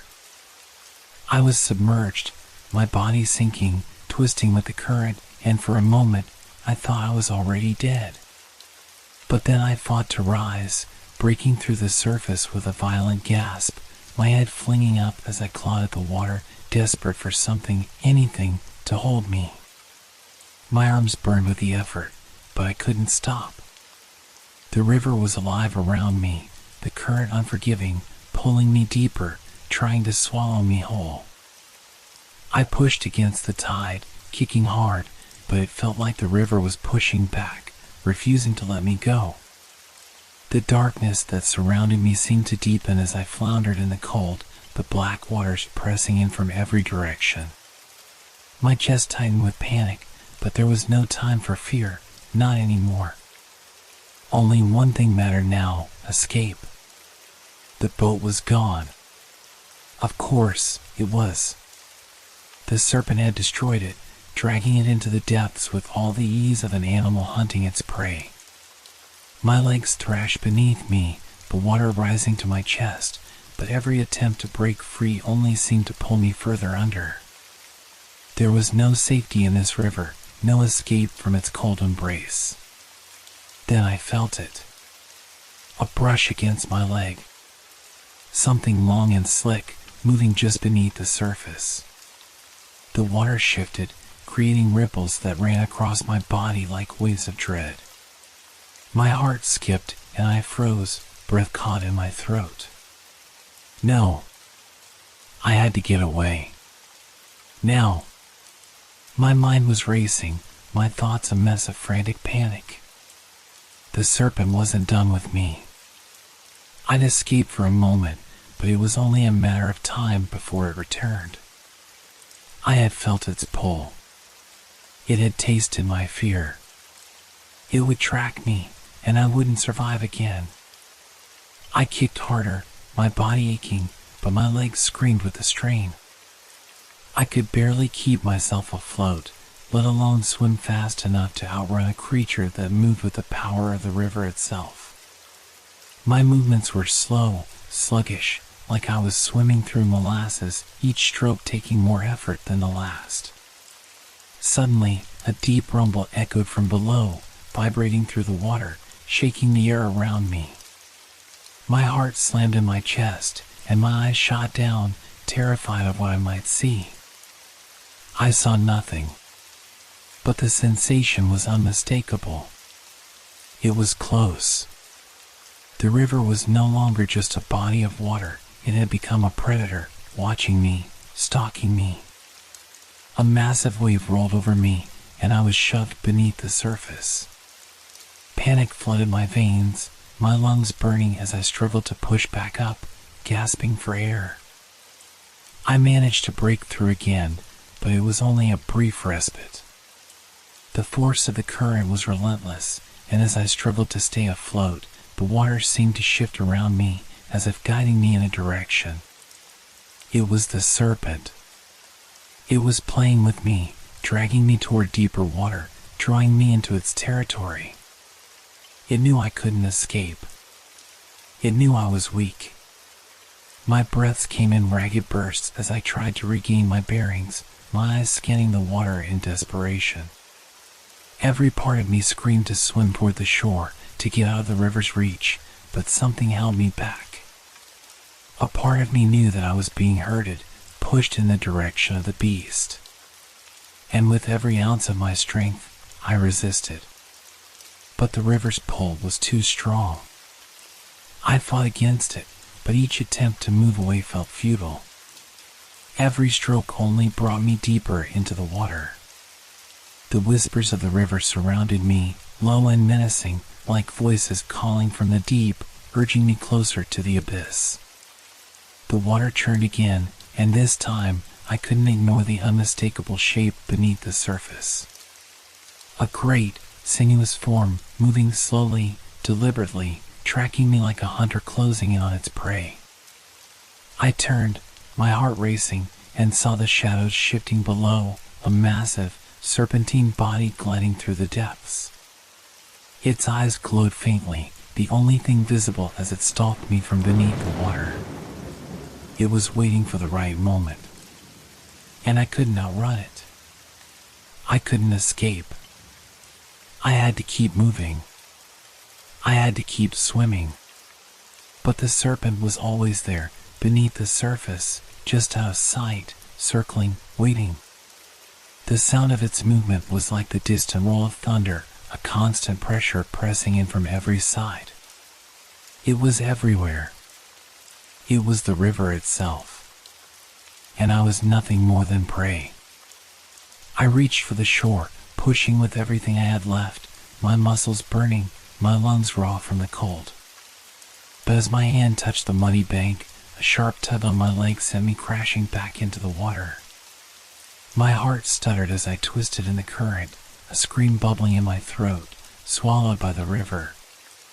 It was close now, too close. I could feel its weight in the water, the dark shape moving faster, faster than I could ever swim. The serpent had me, and there was no way out. I tried to scream, but the water surged into my mouth, choking me, pulling me under. The last thing I saw before the darkness claimed me was those eyes, glowing, watching, waiting, drawing me deeper into the abyss. And then, all went black. I was drowning. The coldness of the water seeped deep into my bones, and every ounce of air left in my lungs was used up in a desperate, broken gasp. My body was no longer my own, no longer responding to the frantic will of my mind. I was slipping, sinking into the dark, my limbs numb and heavy from exhaustion, the current pulling me deeper into the river's depths. And then, I felt it again. A heavy pressure against my chest, something pushing from beneath, shoving me further into the blackness.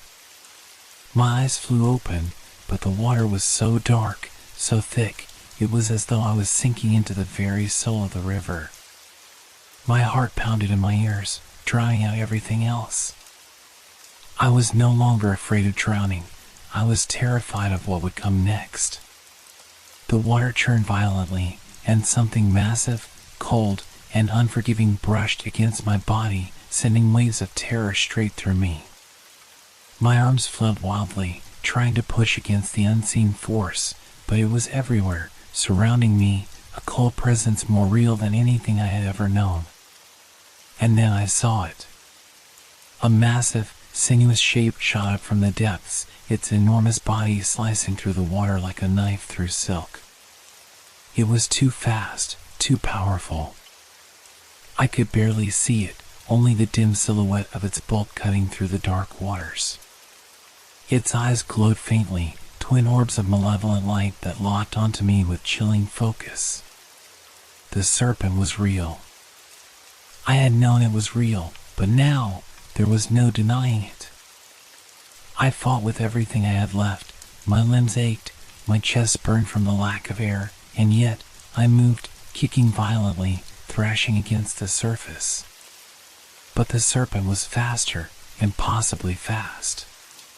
The water parted around it with the force of a tidal wave as its massive body coiled around mine, its thick, scaly skin scraping against my legs, its muscles tightening around me like a vice.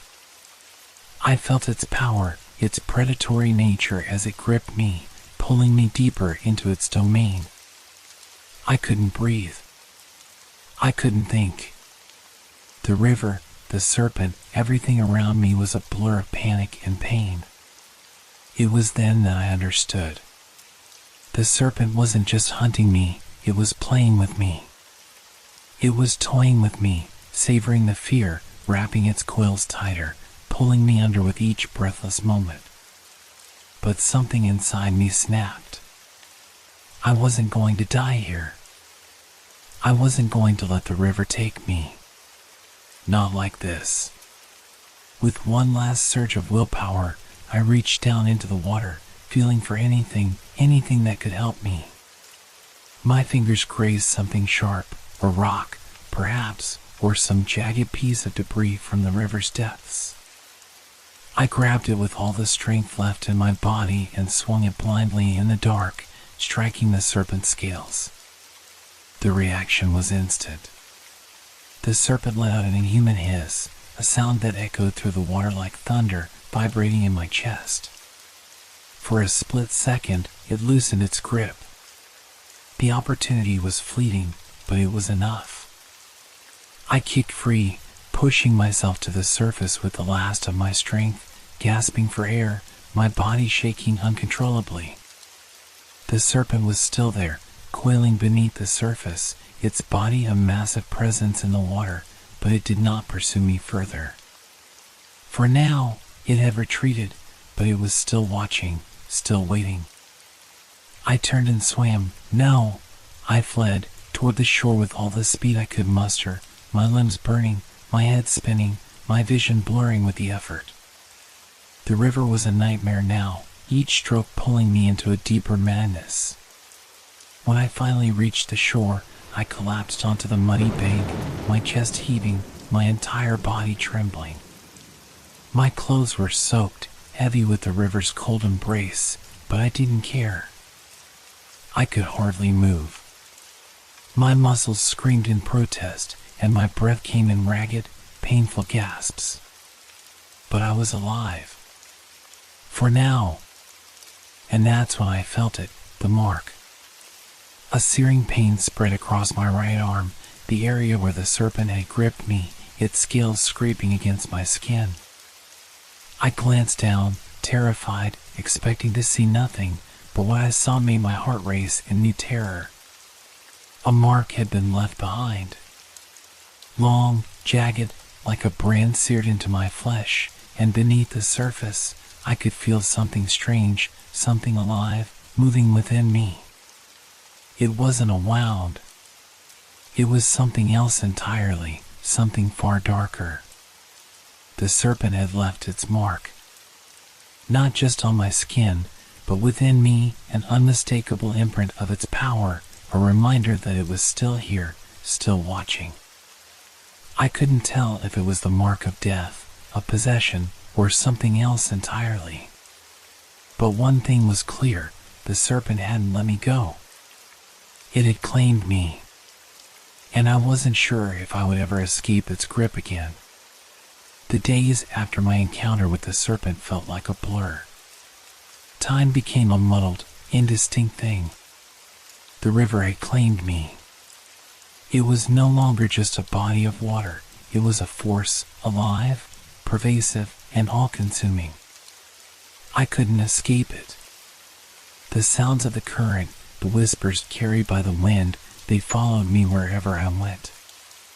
Every ripple, every wave, felt like a warning, a promise that it was always there, just beneath the surface. I couldn't shake the feeling that the serpent was watching me, that it knew me now, as intimately as the water itself. The mark on my arm had faded, but I could feel it, still, deep inside me, an ache, an unnatural pull. It wasn't just on my skin. It was in my thoughts, in my very soul. I could no longer tell if the thoughts that whispered through my mind were my own or something far darker, something that had followed me from the depths of the river. I began to see things. At night, I'd lie in bed, staring at the ceiling, listening to the distant sounds of the river, the same sounds that had once been comforting, now nothing but reminders of my imprisonment. And sometimes, I would hear a splash, a ripple in the silence, something shifting in the darkness.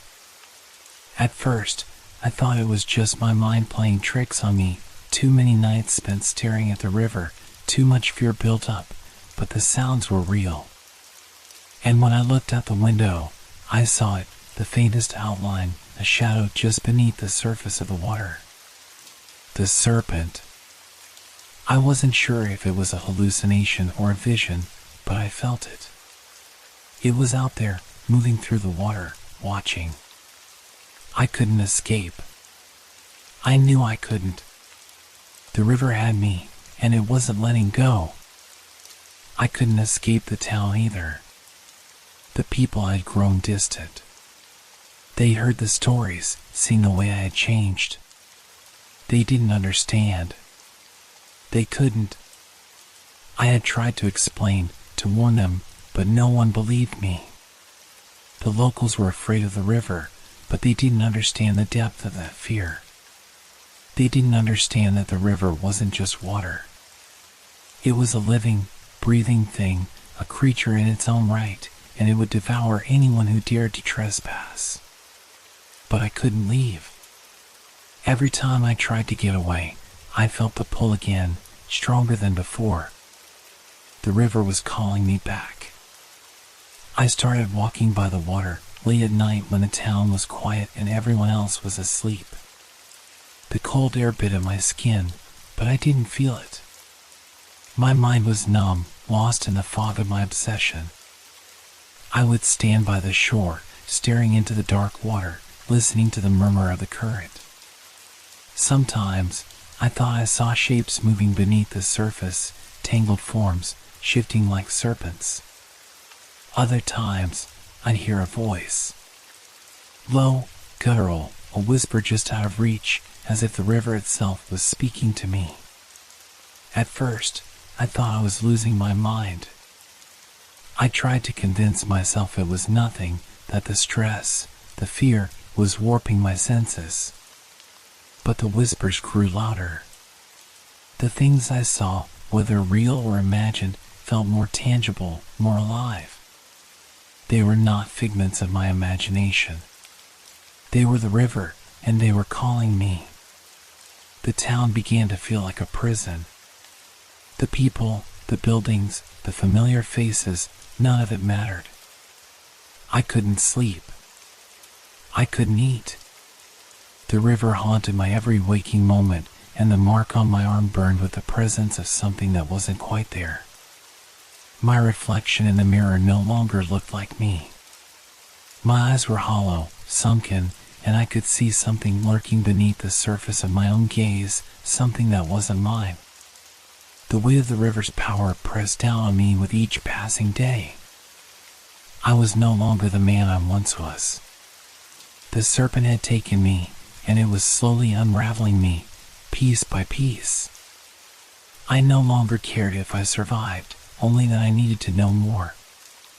I needed to understand why it had chosen me. I returned to the river's edge again, this time in the dead of night, when the world was completely still.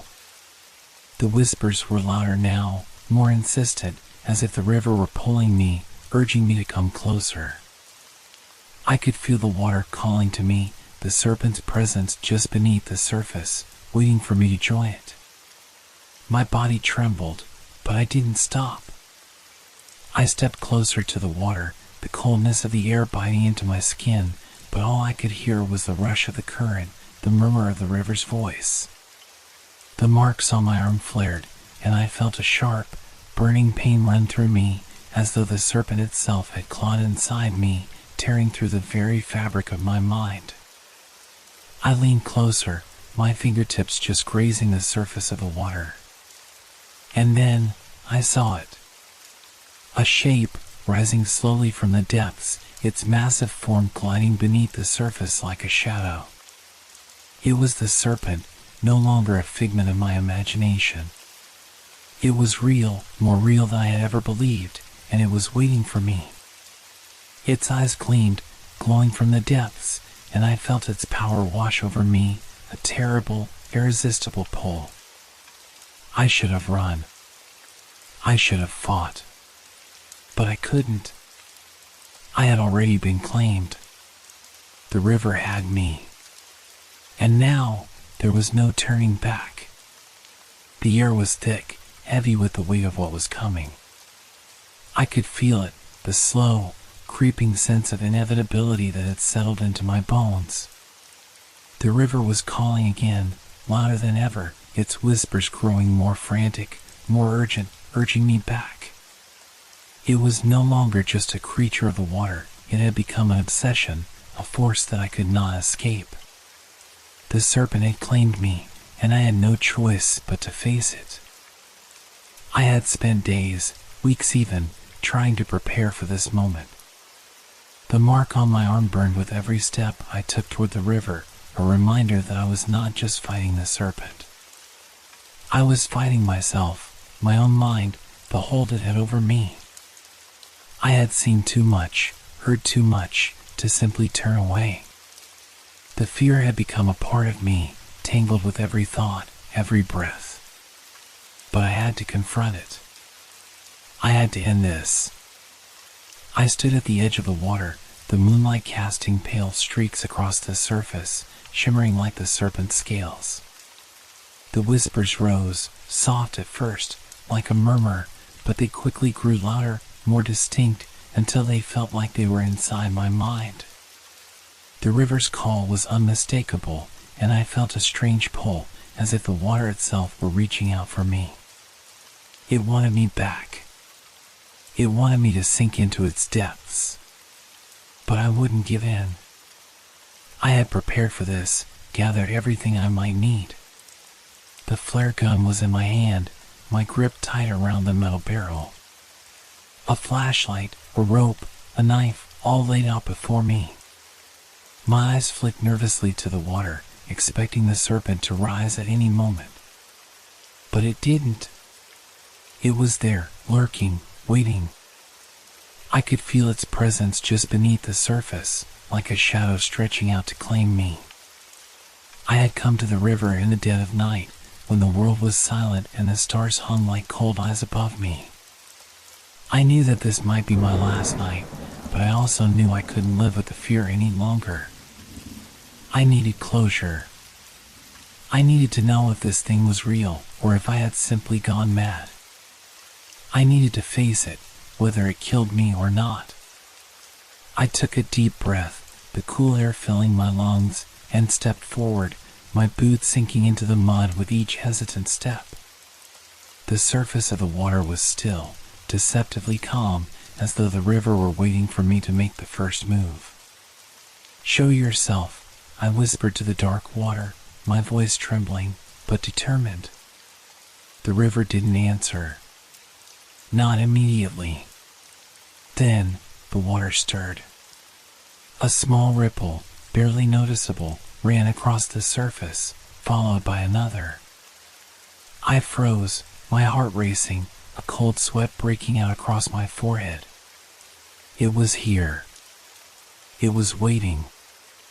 I could feel the weight of it, the terrible, oppressive pressure building as the water began to move more violently. The serpent was coming. I gripped the flare gun tighter, ready for anything. My eyes darted over the water, searching for any sign of movement. I had no illusions about the danger. I knew what it was capable of. I had seen it. I had felt it. But there was something different about this moment. I wasn't the prey anymore. I wasn't going to run. The river surged, the water breaking in violent waves, and then there it was. The serpent.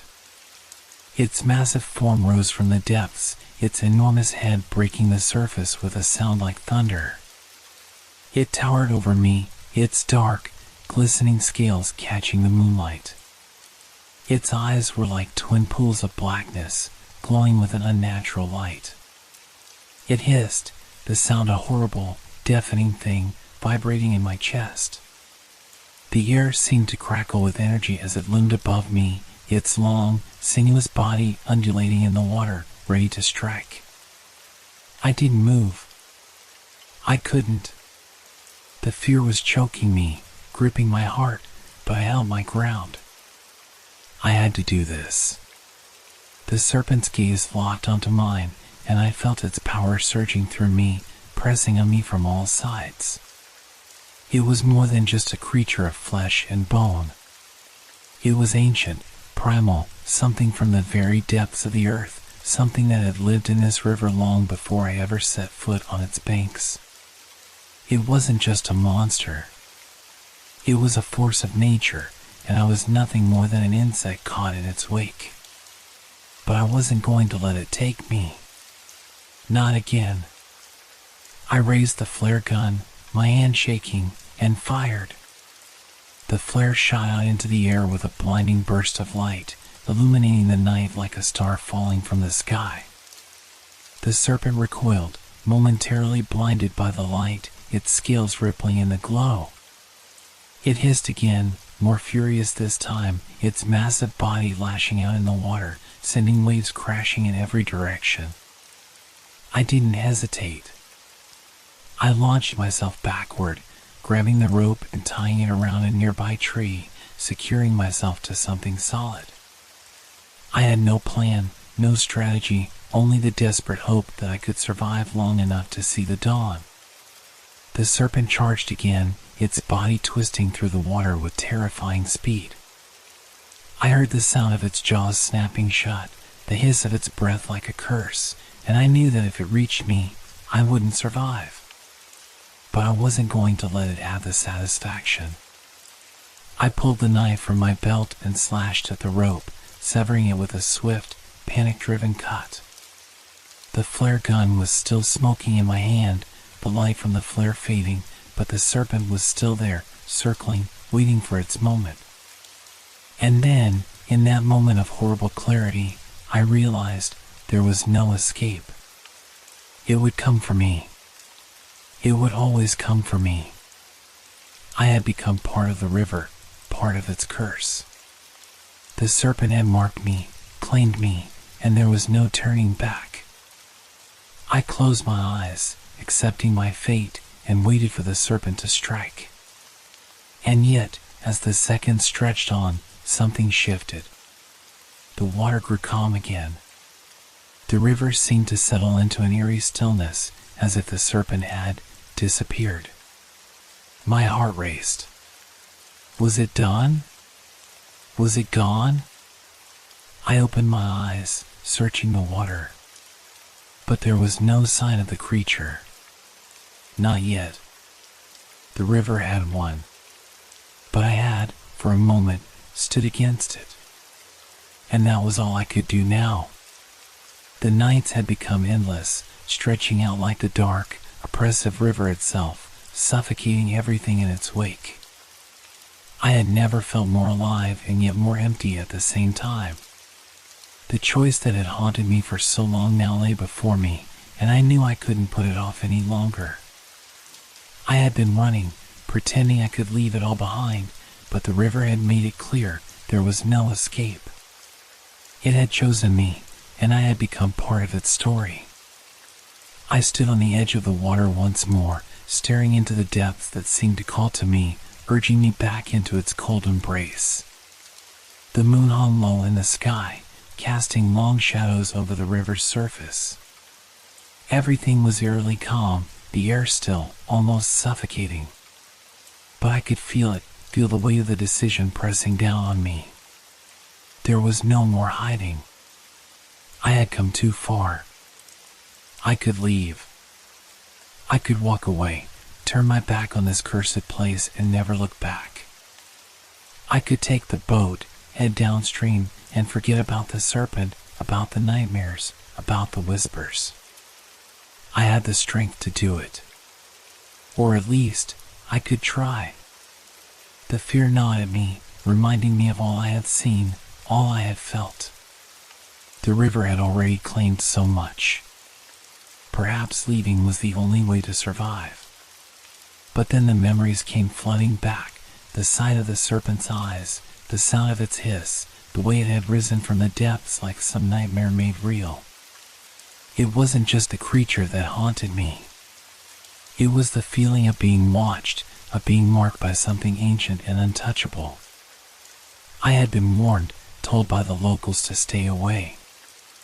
I had heard the stories, the whispers of past disappearances, of others who had made the same mistake and paid the price. But I hadn't listened. Now, the river had taken everything I held dear. It had stripped me of my peace, my sanity. It had left me questioning whether I was even the same person who had first set out on this journey. And the serpent had become more than just a monster. It was a force, a presence, something beyond understanding, beyond reasoning. I knew that if I left, it would never truly let me go. I would be haunted, forever looking over my shoulder, forever hearing the waters whisper in the back of my mind. It had already taken so much. If I left, I might lose everything, my life, my soul. No. I couldn't run anymore. Not from it. Not from what I had seen. It was time to confront it, to face whatever hell had been waiting for me at the bottom of that river. I glanced at the boat tied to the shore, the small, fragile thing that had once carried me so confidently across these waters. It no longer seemed like a vessel of safety. It was a tool, a means to an end, nothing more. If I was going to die, if I was going to face the serpent, I would do it on my terms. I untied the rope, the sound of it pulling free from the dock echoing in the stillness of the night. The water was calm, but I could feel the pull beneath it, that dangerous undercurrent that threatened to drag me under. I had no illusions now. The serpent was real, and it had marked me. But this was my decision. I wasn't going to wait for it to come to me again. I pushed off from the shore, the boat creaking under my weight. As it floated into the river, I felt a strange calm wash over me, the kind of resignation that only came when you finally accepted that there was no turning back. There was no more fear, only resolve. Whatever happened next, I would face it. I rowed slowly at first, feeling the rhythm of the river in my hands. The water seemed to pulse around me, as if the serpent was watching, waiting for me to make my move. The air grew colder, heavier with every stroke. My eyes darted around, searching for any sign of movement, any shadow beneath the water. But there was nothing. Just the silence of the river, stretching endlessly before me. The darkness deepened. The whispers began again, like a faint murmur just beneath the surface, teasing my ears. It was so quiet now, too quiet. I knew what that meant. The serpent was here. It was close. I took a deep breath, gripping the oars tighter. I had made my choice, and there was no turning back. The water moved beneath me like a living thing, each wave lapping at the sides of the boat like a warning. I couldn't outrun it anymore. I couldn't hide. I had to face it. And in that moment, I knew there would be no victory here. There would only be survival. And survival meant facing the serpent, whatever the cost. I looked ahead, into the dark heart of the river. It was waiting. The stillness of the river was shattered by a violent ripple, a disturbance so intense it seemed to come from the depths themselves. My heart skipped, and for a moment, the world around me went silent. Then, with a deafening crash, the serpent erupted from the water. Its massive form rose like a nightmare, its dark, scaled body twisting and writhing with unnatural grace. I froze for a split second, but the beast didn't hesitate. It struck. The force of the serpent's emergence rocked the boat. I struggled to maintain balance, my hands gripping the sides, my breath ragged. The air was thick with tension, the surface of the river rippling violently, as though the very water itself was alive, responding to the creature's presence. I saw its eyes, glowing like molten embers, fixated on me. There was no question now, it wasn't just a creature. It was a force of nature, a predator of the highest order. And it was after me. Panic surged through me, and instinct took over. I grabbed the closest thing to a weapon, a rusty harpoon I had stored in the boat for protection. My hands trembled, but I forced myself to hold it steady. The serpent reared back, its colossal head towering over me like a mountain. Its jaws opened, revealing rows of sharp, jagged teeth. There was no escape. I had no choice but to fight. It struck again, a blur of muscle and scale, aiming for my boat. The sound of its impact was deafening, sending shockwaves through the water. The boat shuddered violently, tipping dangerously to one side. I tried to maintain my grip on the harpoon, but the beast's force nearly knocked me into the dark abyss. I managed to regain my balance just as the serpent lunged again, its body moving with terrifying speed. I thrust the harpoon forward, aiming for its mouth, but the serpent dodged, twisting its massive form around in the water. The harpoon missed, grazing the thick scales but doing little damage. Adrenaline coursed through my veins, and I had only a moment to react. I pulled the harpoon back, taking a desperate swipe at the serpent's neck. The blade sank into its flesh, but only for an instant before the creature lashed out with such force that I was thrown backward. My back slammed into the boat's edge, pain shooting through me, but I didn't have time to process it. The serpent's head snapped forward again, and I was forced to duck as it struck, its massive jaws snapping inches from my face. The boat was now a fragile shell of protection, its sides splintering under the constant assault. I had to act fast. I pushed myself up, grabbing the harpoon again. My vision was a blur of movement and panic, but I focused. This was it. I either survived or I didn't. There was no second chance. The serpent slithered through the water, a deadly force on the hunt, and I realized in that moment how futile any attempt to fight it would be. My weapon, my strength, it didn't matter. It was too big, too powerful. But there was one thing I could control, the boat. I slammed my hands down on the sides, rocking the vessel back and forth. It was a desperate move, but I hoped that, in some way, it would unbalance the serpent, make it hesitate. For a brief moment, it seemed to work. The creature hesitated, its massive form writhing in the water as if confused by the motion. But that hesitation was short-lived.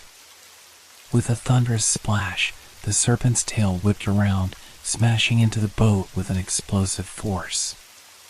The impact sent me flying into the air, and for a brief second, I was weightless, suspended between life and death. Time seemed to slow as I twisted through the air, hearing only the rush of water and the roar of the creature behind me. I hit the water with a violent splash, the cold depths swallowing me whole. Panic surged through me as I fought to stay afloat, my lungs burning, but I couldn't get my bearings. The water was a dark, suffocating void, and I knew the serpent was there, waiting. I surfaced, gasping for air, but the creature was already on me. It surged forward, its massive form breaking through the surface with terrifying speed. The serpent's head loomed over me, its jaws open wide, and in that moment, I understood. This was no ordinary beast. It was a predator, a force of nature that had no equal. I only had one option left. With the last of my strength, I dove down, plunging into the cold, murky water. I knew I couldn't outrun it, but I had to escape, had to find some way to survive. The serpent's roar echoed behind me as I kicked my legs, desperate to make it to the safety of the shore. But the creature wasn't far behind. I could feel it, its presence like a weight pressing down on me, closing in with every passing second. Its body shifted beneath me, a massive shadow in the depths. I reached for the surface, but before I could break through, I felt something wrap around my ankle. My body was yanked downward with terrifying force. The serpent had me. I struggled, thrashing in the water, my heart pounding in my chest. I had only moments before it dragged me under, before I was lost to the river forever. But then, in that final moment of desperation, I thought of something. I reached for the harpoon that I had dropped, its handle just within reach. My fingers brushed it, and I seized it with a final, desperate grip. With all the strength I had left, I thrust the harpoon upward, aiming for the serpent's underbelly. The blade sank deep into its flesh, and for a brief moment, the creature let out a horrible, deafening screech. It recoiled, its grip loosening just enough for me to break free. Gasping for air, I kicked to the surface, adrenaline coursing through my veins. I didn't look back. I swam as fast as I could, pushing myself to the shore, the river's currents fighting against me. I didn't know if the serpent was still behind me, if it would come for me again. All I knew was that I had to survive. I don't remember how I made it to the shore. One moment, I was struggling against the river's current, my limbs screaming with exhaustion, and the next, I found myself crawling onto the muddy bank, my body shaking uncontrollably. My heart pounded in my chest, each beat a violent reminder that I had survived, barely. I lay there, gasping for air, my vision swimming in and out of focus. The pain in my body was a distant hum, but the terror that gripped my mind was suffocating. My arms and legs were bruised and scraped, blood oozing from cuts I hadn't even noticed.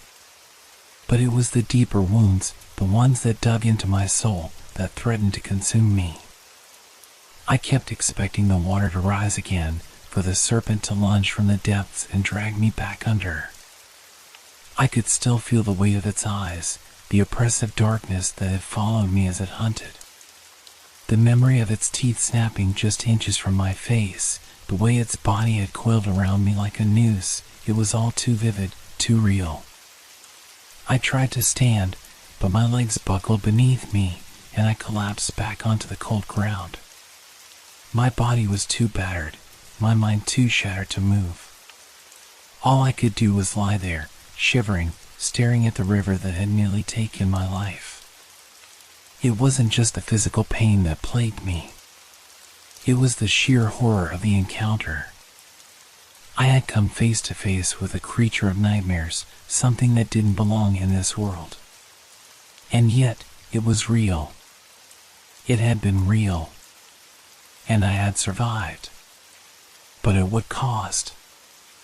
I could hear the faint rush of the river behind me, its relentless flow a cruel reminder of the terror it hid. I didn't know how long I lay there, lost in a haze of fear and exhaustion, but eventually, the numbness in my limbs started to fade, replaced by a gnawing ache that spread through my body. My breaths were shallow, but I forced myself to sit up, the weight of the world pressing down on my chest. My clothes were soaked and torn, my skin raw from the water's bite. My fingers trembled as I touched the deep gouge on my ankle where the serpent's grip had almost crushed me. The marks on my body were nothing compared to the wounds inside me, the scars I would carry forever. The image of that monstrous creature, its eyes burning into mine, would haunt me for the rest of my days. I couldn't escape it. No matter how far I ran, no matter how much I tried to forget, it would follow me. The river, the serpent, everything about that encounter would stay with me, lingering in the corners of my mind like a shadow I couldn't outrun. I had survived. But in that moment, I wasn't sure if survival was enough. The sun had begun to set, casting long shadows across the river's surface, but the water seemed darker now, colder. The light no longer held the warmth it once did. I knew, deep down, that the serpent was still out there, lurking beneath the surface, waiting. It hadn't been defeated. It had only been delayed. The river's grip on me wasn't over. It was just beginning. As I forced myself to stand, my legs shaking from both physical and emotional exhaustion, I felt a chill creep over me. The air was heavy, thick with an oppressive weight I couldn't escape.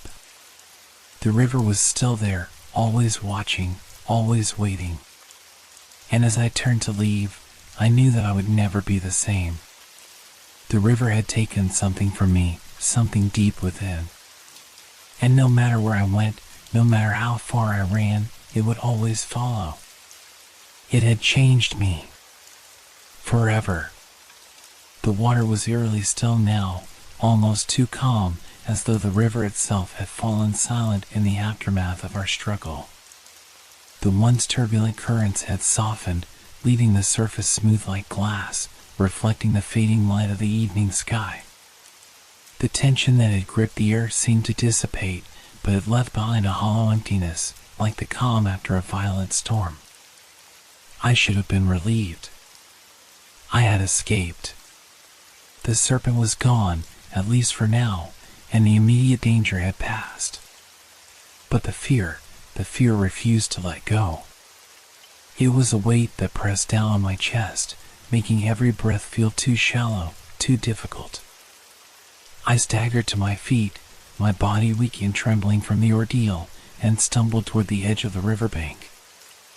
I didn't know why I was still here, why I couldn't tear myself away from the water. Maybe it was because I had to face it one last time, had to make sure the creature was truly gone, had to confirm that I was safe. But every time I looked at the river, I saw the serpent's glowing eyes, heard the rumble of its monstrous body beneath the surface. It was like the water itself had become a memory of fear, a reflection of the terror that had consumed me. The world around me seemed unreal, distant. The once familiar sights, the trees lining the bank, the distant hills, felt like they belonged to another life, another version of myself. The fear that had once been confined to the river now seeped into everything. I could no longer trust the world I saw. The serpent's presence lingered in every shadow, every rustling of leaves, every whisper in the wind. I could still feel its weight, the coldness of its touch when it had nearly dragged me under. The darkness that had gripped the water seemed to seep into my very soul, leaving me cold and hollow. Every sound, every movement in the environment now set my heart racing, as if the threat was never truly gone. The river had become an extension of that terror, a constant, unyielding reminder of what had happened. I tried to shake it off, to tell myself that it was over. The serpent was gone, I was alive, and I could leave this place behind. But the truth was, I couldn't. The river had taken something from me, something I could never get back. My mind was a battlefield, torn between the need to escape and the overpowering pull to return, to confront the fear head-on. I found myself staring at the water again, mesmerized by the way the light danced on its surface, as if it were mocking me. I could still feel the serpent beneath, its presence lurking in the deep, waiting to rise again. The calmness of the river was nothing but a lie. It was a trap. I turned away, desperate to break the spell, to leave this cursed place behind. But my legs felt heavy, my steps slow and unsteady, as if the river itself was dragging me back. It was like I was tethered to it, bound by something darker, deeper than just fear. The quiet of the evening pressed in on me, broken only by the distant call of a bird or the rustle of the trees in the wind. But in that silence, I could hear the whisper of the river, the quiet hum of its current. the soft, beckoning pull of the water. I knew I was not safe. Not really. I could leave this place, but the river would never leave me. The serpent had left its mark, not just on my body, but on my mind. The fear, the terror, would follow me wherever I went. It would never let me forget. I couldn't outrun it. The river would haunt me forever. And the worst part? I was starting to wonder if I even wanted to escape. Was it the fear that had kept me here, or something deeper? Something darker? The river had won. It had taken a piece of me, and I wasn't sure if I would ever be whole again. When I returned to the town, nothing felt the same. The houses, the streets, the familiar faces of the people I had known for years, all of it seemed distant, like I was walking through a dream. The town felt too quiet, too safe, and I couldn't shake the feeling that something was wrong. Something had shifted inside me, something I couldn't explain, and it hung over me like a cloud. I walked through the streets, feeling the eyes of the townsfolk on me, but none of them said anything. They all seemed to know. They knew I had been out there, near the river. They knew something had happened, but no one dared to ask. It was as though they could see the change in me, the way the river's terror had left its mark, and they didn't want to pry. Or maybe they were afraid. Afraid of what I might say, of what I might reveal. I tried to go back to my old routines, to slip into the life I had before, but it felt impossible. The work at the docks felt hollow. The quiet conversations over drinks at the local bar felt shallow, the laughter too loud, too forced. I couldn't focus on anything. My thoughts were always with the river, always with the creature beneath its surface. I couldn't stop hearing the whisper of the water, the call of the serpent, no matter how far I tried to run from it. I tried to talk to people, to tell them what had happened, but every time the words left my mouth, they sounded absurd. A giant serpent, you say? In the river? Protecting its territory? I could see their eyes glaze over, a mix of disbelief and concern flashing across their faces. They didn't understand. How could they? No one could understand what I had seen, what I had felt. No one could understand the terror that still clung to me, like a shadow I couldn't outrun. Even when I found myself alone, in the stillness of my room, I couldn't escape it. The images, the sounds, the weight of the serpent's eyes, they all came rushing back. I could still feel the press of the water against my skin, the coldness that had sunk into my bones. The weight had been so close, so unbearably close, and yet, somehow, I had escaped. But for what? What had I really escaped from? I lay in bed, staring at the ceiling, the faint noise of the town outside like a distant echo. My body ached, but it was nothing compared to the gnawing emptiness inside me. The river had taken something from me. It had left me broken in ways I couldn't even begin to explain. And yet, I couldn't help but feel drawn back to it.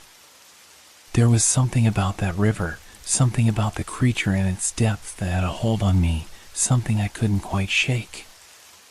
I knew I should stay away. I knew it would be foolish to go back, to risk it all again. But the pull was there, like an invisible thread that tied me to the water. I couldn't explain it, even to myself.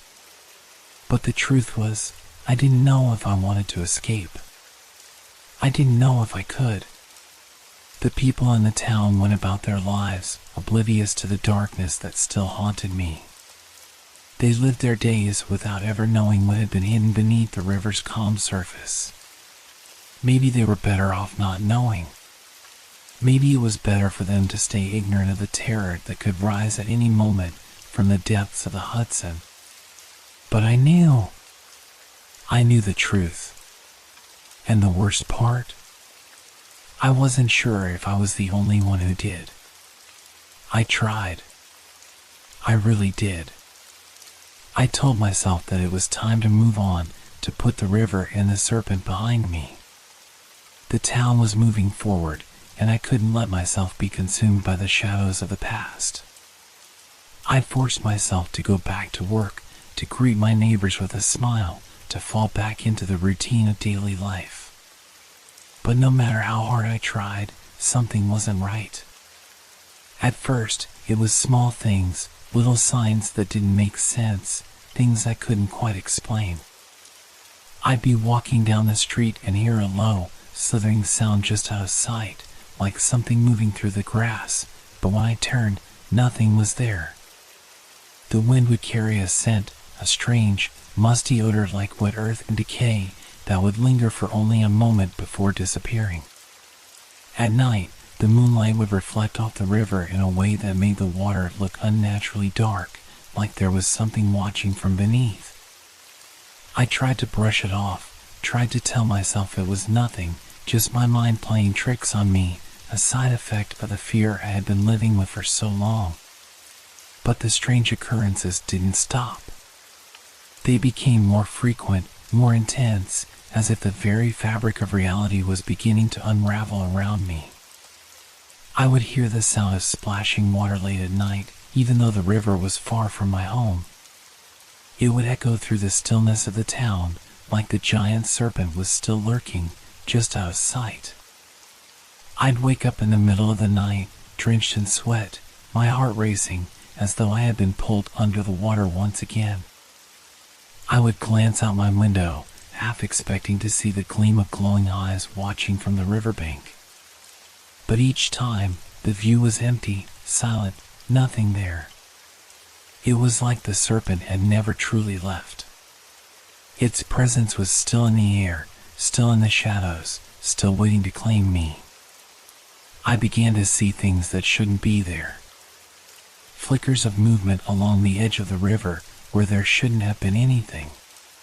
Shapes that didn't belong, fleeting glimpses of something too large to be natural, something that slithered and coiled beneath the surface, its form barely visible in the reflection of the water. Every time I tried to get closer, to see what it was, it would vanish, leaving only the silence behind. I started to avoid the river altogether, telling myself that if I just stayed away, I would be free of it. But no matter where I went in the town, no matter how far I tried to escape, the feeling lingered. It was as if the serpent's influence had seeped into everything, into the very soil, the air, the water. It was everywhere, and I couldn't shake it. People started noticing my strange behavior, the way I would flinch at the slightest sound, the way my eyes would dart toward the river whenever I passed by. They didn't understand. They didn't see what I saw. They didn't know the truth. But I knew. I knew the serpent was still out there, still waiting, still watching. I tried to tell myself that it was just in my head, that I was being paranoid. But deep down, I couldn't escape the nagging feeling that the creature hadn't finished with me. That it was still out there, lurking, waiting for the right moment to rise again. I would never be free of it. The river would never let me go. The haunting had only just begun. The voices started slowly, at first, a faint whisper on the wind, like a distant murmur.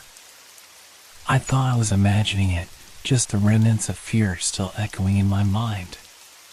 But then, the whispers grew louder, more distinct, as if someone, or something, was calling my name from the edge of the river. It wasn't just the sound that unsettled me, it was the way it felt, the way the air seemed to hum with the voices, the way the hairs on the back of my neck would stand on end every time I heard it. I would go out to the riverbank in the dead of night, drawn by the sound, unsure of why I couldn't stay away. The town was quiet, too quiet, and the moonlight stretched across the water like a thin, silver thread. But as I stood there, straining my ears to catch the whispers, something would move in the shadows. Figures. figures that should not have been there. They were always just out of my reach, shifting in the corners of my vision. I would turn to face them, but by the time my eyes locked on the spot, they were gone. For a fleeting second, I would see a figure in the water, pale, ghostly shapes rising from the depths, reaching toward me with arms outstretched, their faces hidden beneath the water's surface. But every time I blinked, they vanished. At first, I told myself it was the moonlight playing tricks on me, the shadows and ripples in the water creating illusions. But the longer I stood there, the more real it all became. I could hear footsteps in the sand, the soft crunch of earth beneath unseen feet, but no one was there. The voices continued, clearer now, each syllable a taunt. "Come closer," they seemed to say. "Come closer, and you will see." I tried to turn away, but it was like my feet were glued to the ground. My mind screamed for me to leave, to run, but something in the river's call kept me there. Was it the serpent's influence? Had it found a way to creep into my mind, to twist my thoughts and make me see things that were real? I couldn't trust myself anymore. My own thoughts felt foreign, like they didn't belong to me. It was all blending together, the terror of what I had seen and the gnawing uncertainty of whether it had truly happened or if it was just a breaking of my mind. Had I really seen the serpent? Had I fought it, or had it been a hallucination, a product of fear and exhaustion? The question haunted me. Some nights, I would sit by the river, listening to the voices, watching the figures dance on the edge of my vision, and wonder if I was losing my mind. I would ask myself, are these memories even real? Did it really happen, or was I simply imagining it all? But no matter how much I tried to deny it, I couldn't shake the feeling that the serpent was still there, still watching me, still waiting. The voices didn't stop. They grew louder, more insistent, as if the river itself were trying to pull me in, to drown me in its depths, to take me like it had taken so many before. I would hear my name whispered on the breeze, my pulse quickening as I turned to face the water. Was it the river calling me back? Or was it something more sinister, something that had never left? The figures continued to appear, fleeting glimpses of people or things that seemed to float just above the surface, beckoning me closer. Each time, I took a step forward, driven by some twisted need to understand, to know the truth. And each time, the figure would slip away, always out of reach, just as I thought I could touch it. I was losing myself, slipping further into madness, and I knew it. But I couldn't stop. The river had a hold on me, and no matter how hard I tried to fight it, no matter how much I tried to run, it was always there, lurking, waiting, calling me back to its depths. I couldn't escape. The more I tried to live my life as if everything was normal, the more the weight of what had happened seemed to press down on me. It was like a thick fog, creeping into every corner of my mind, suffocating me until I couldn't breathe without it. I would sit alone in my room at night, staring out the window at the river, unable to escape the feeling that I was still there, back on the boat, staring into the murky depths where the serpent's eyes had gleamed. I couldn't stop thinking about that moment, the moment the water had roiled beneath me, when I come face to face with the thing that had been stalking me, waiting in the shadows. I remembered the cold, the suffocating pressure as I struggled to keep my boat afloat. The water had seemed alive, as if it had a mind of its own, pulling me closer to the serpent's domain. I had fought. I had screamed. But in the end, I had escaped. Or so I thought.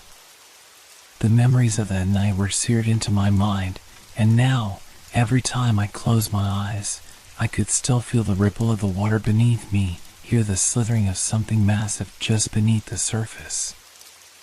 I realized now, deep down, that it hadn't been an escape at all. The serpent hadn't let me go.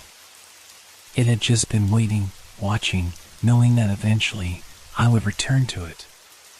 The truth began to settle in, like a cold hand on my chest, squeezing the breath out of me. I wasn't free.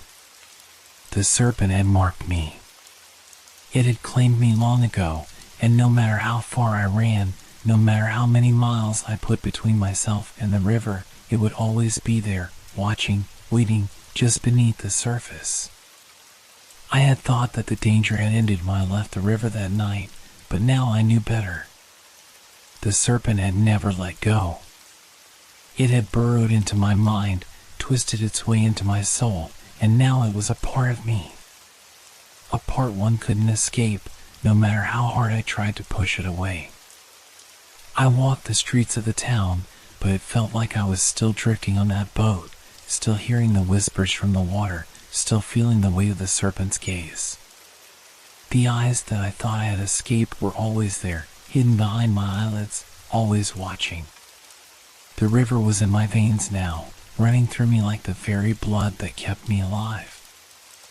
At night, I would wake in a cold sweat, my heart pounding, and the first thing I would do was check the window, make sure I wasn't too close to the river's edge. But even as I did, I knew it didn't matter. The serpent wasn't bound by the riverbanks. It was bound by something deeper, something darker, and I could feel its presence, its pull, like a weight dragging me back to the water. I had been foolish to think that I could escape.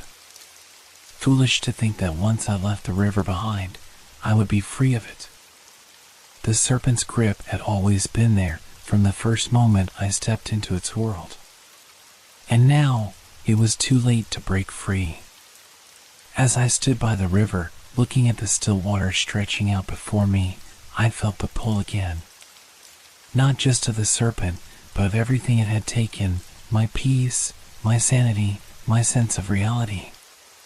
It had woven itself into the fabric of my life, and I realized, with a sickening clarity, that I would never truly be free. The serpent was always there, beneath the water, beneath the surface of my mind. And I was never going to escape it. I couldn't stay any longer. The whispers, the figures, the eyes that haunted me from every shadow, they had all become too much. It was as if the river had woven itself into my very being, each ripple on its surface a reminder of the terror I had faced. The nights had become unbearable, the weight of what I had seen pressing in on me, suffocating me. I was losing myself, and if I stayed any longer, I feared I would never escape. So, I made the decision. I was leaving. I packed my things hastily, with shaking hands, as if the river might pull me back at any moment. The town felt different now, alien. The streets I had walked 1,000 times now seemed foreign, and the houses felt like they were closing in on me. I couldn't get away fast enough. I couldn't outrun the feeling that something was following me, waiting for me to let my guard down. The river loomed in the distance as I drove away, its waters like a dark stain on the landscape. I knew, deep down, that if I looked back, I would see it, feel its gaze on me. But I didn't dare. Not now. Not while I was so close to freedom. As the car hummed along the road, I tried to breathe, to calm my racing heart, but every mile felt like a lie. No matter how far I went, no matter how much distance I put between myself and the river, I couldn't escape the feeling that it was still there, pulling at me, pulling at my soul. I reached the outskirts of town, the last familiar landmark before the open road ahead. A part of me thought that if I could just make it past this point, it would all be over. I would be free. But as the road curved, I saw it, a flicker at the corner of my vision, a shadow moving along the riverbank. My heart dropped into my stomach. The serpent. I slammed on the brakes, my hands gripping the wheel so tightly my knuckles went white. For a moment, the world around me seemed to freeze, and then, from the darkness of the woods along the river, the figure emerged. It wasn't just a shadow anymore. It was real. The massive shape of it, rising from the water like a living mountain of scales, its eyes glowing faintly in the moonlight. My breath caught in my throat. I had thought I was free. I had thought I could escape. But there it was, waiting for me, as it always had. I tried to start the car again, my hand shaking, but it wouldn't move. The engine sputtered, died. I was trapped. The serpent's gaze seemed to pierce me, reaching through the windshield, through the walls of the car. The air thickened, and I could feel the weight of it pressing in from all sides. I wasn't just seeing it, I was feeling it in the very marrow of my bones. The river called to me, a deep, rumbling voice that vibrated in my chest. It wasn't just the serpent, it was the river itself, a living, breathing thing drawing me back to its depths. I had been foolish to think I could escape. The river wasn't something you could leave behind. It was in me now, a part of me. I tried to turn the car around, to drive away, but the serpent's form was moving closer, slowly, deliberately. Its eyes were fixed on me, and I knew that it would not let me go. I could feel it, in the pit of my stomach, in the pounding of my heart. The river had never let me leave. The air felt thick with dread. I could hear the lapping of the water against the shore, the same sound I had heard so many times before, but now it was different. It wasn't just the sound of water, it was the sound of something far older, far darker, calling me back to the place where it all began. And then, I understood. The serpent wasn't just guarding the river, it was guarding me. It had been waiting, watching, as I ran, as I tried to leave. It had always known that I would return. I stepped out of the car, the ground beneath me shifting, as though the earth itself was pulling me toward the river. I could hear the water, feel it, in every fiber of my being. And I knew, deep down, that no matter how far I went, the river would always find me. I walked toward the water, my legs heavy, as if the earth itself was dragging me down. The serpent watched from the depths, its eyes glowing, its presence a suffocating force that enveloped me. There was no escape. The river had claimed me, body and soul. And no matter how far I ran, it would never let me go. I stopped at the edge of the water, the cool touch of the river lapping at my feet. The serpent's gaze was upon me, and in that moment, I realized the truth. There was no leaving. Not for me. Not ever. The river had me. And it always would. The moonlight shimmered across the water's surface, casting an eerie glow that made the river seem alive, breathing, pulsing with some deep, ancient force. I stood there, staring into its depths, feeling the pull of the water on my mind, my very soul. It was as if the river had become part of me, a dark current that had threaded through every aspect of my life, slowly consuming everything I once knew. The serpent's eyes, glowing faintly beneath the water, fixed on me with an intensity that made my skin crawl. Its massive form lurked just beneath the surface, and I felt a deep, instinctual dread. This was not just a creature of the river. It was the river itself, an ancient force of nature, a thing that had been here long before I was born and would remain long after I was gone. I had tried to escape it. I had thought I could leave, that I could outrun it. But now, standing here, I realized the terrible truth. The river wasn't something you could escape. It wasn't just a body of water. It was a presence, a force that had claimed me the moment I first ventured near its shores.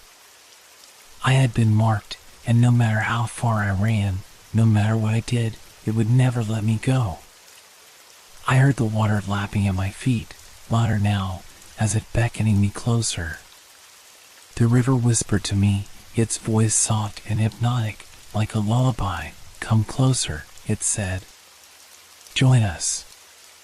Feel the cool embrace of the depths. It was the same voice I had heard in the wind, in the whispers beneath the surface of the water. The same voice that had haunted my dreams. I took a step forward, then another, and another, until my feet were submerged in the cold water. It seemed to pull me in, like a hand reaching up from the dark, wrapping around my legs and pulling me deeper into the abyss. The water was so cold, colder than it had ever been before, and the pressure of it pushed against me, like the weight of 1,000 unseen hands trying to drag me down. I tried to move, to fight, but the river was relentless. It wasn't just the serpent, it was everything. It was the river itself, claiming me, pulling me into its depths where I would be lost forever. I struggled, my breath coming in ragged gasps, but every movement seemed to make the water tighten around me, drag me deeper into the dark. I could feel the serpent now, its massive form twisting beneath me, its eyes fixed on mine. I could hear its heavy breath, the sound of its scales scraping against the rocks and the riverbed, and for a moment I thought I saw its enormous shape looming just beneath the surface. But it was fleeting, a shadow, a glimpse of something so vast and ancient that my mind couldn't fully comprehend it. As the water rose higher, swallowing me up, I realized that I was not just drowning in the river. The river had claimed me long ago, my mind, my sanity, my very soul. This was where it had all started, and this was where it would all end. The serpent had never let me go. It had always been waiting, watching, its eyes never leaving me. I could feel my consciousness slipping away, the world around me darkening. The last thing I saw was the serpent's eyes, glowing faintly in the depths, as if it were watching me one final time. Then, everything went black. When I woke, I was lying on the shore, the river's cool embrace no longer around me. My body ached, my mind was hazy, and the only sound I could hear was the quiet lapping of the water against the rocks. The river had released me, but it had left its mark. I tried to stand, but my legs were weak, trembling beneath me. My mind raced with confusion and fear. Had it all been a dream? A nightmare, perhaps? But then I looked down at my hands. They were trembling, pale, and soaked with something, not water, but something darker, more unsettling. I turned toward the river, half expecting the serpent to rise from the depths once more, but there was nothing, only the still water, the same as it had always been. But the fear, the sense of something watching me, something just beyond my reach, never left. The river had claimed me, not in body, but in mind. And now, no matter how far I ran, no matter how far I tried to leave, I knew that it would always follow me. The serpent, the river, the darkness, they were a part of me now. They had branded themselves onto my soul. The Hudson River had won.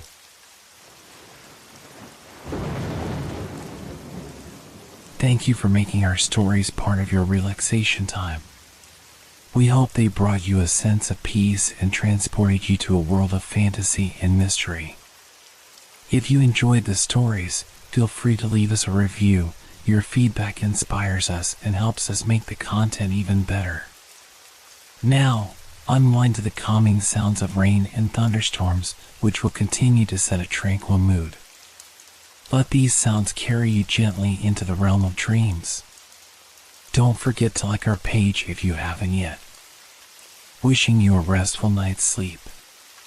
Relax, rest well, and good night.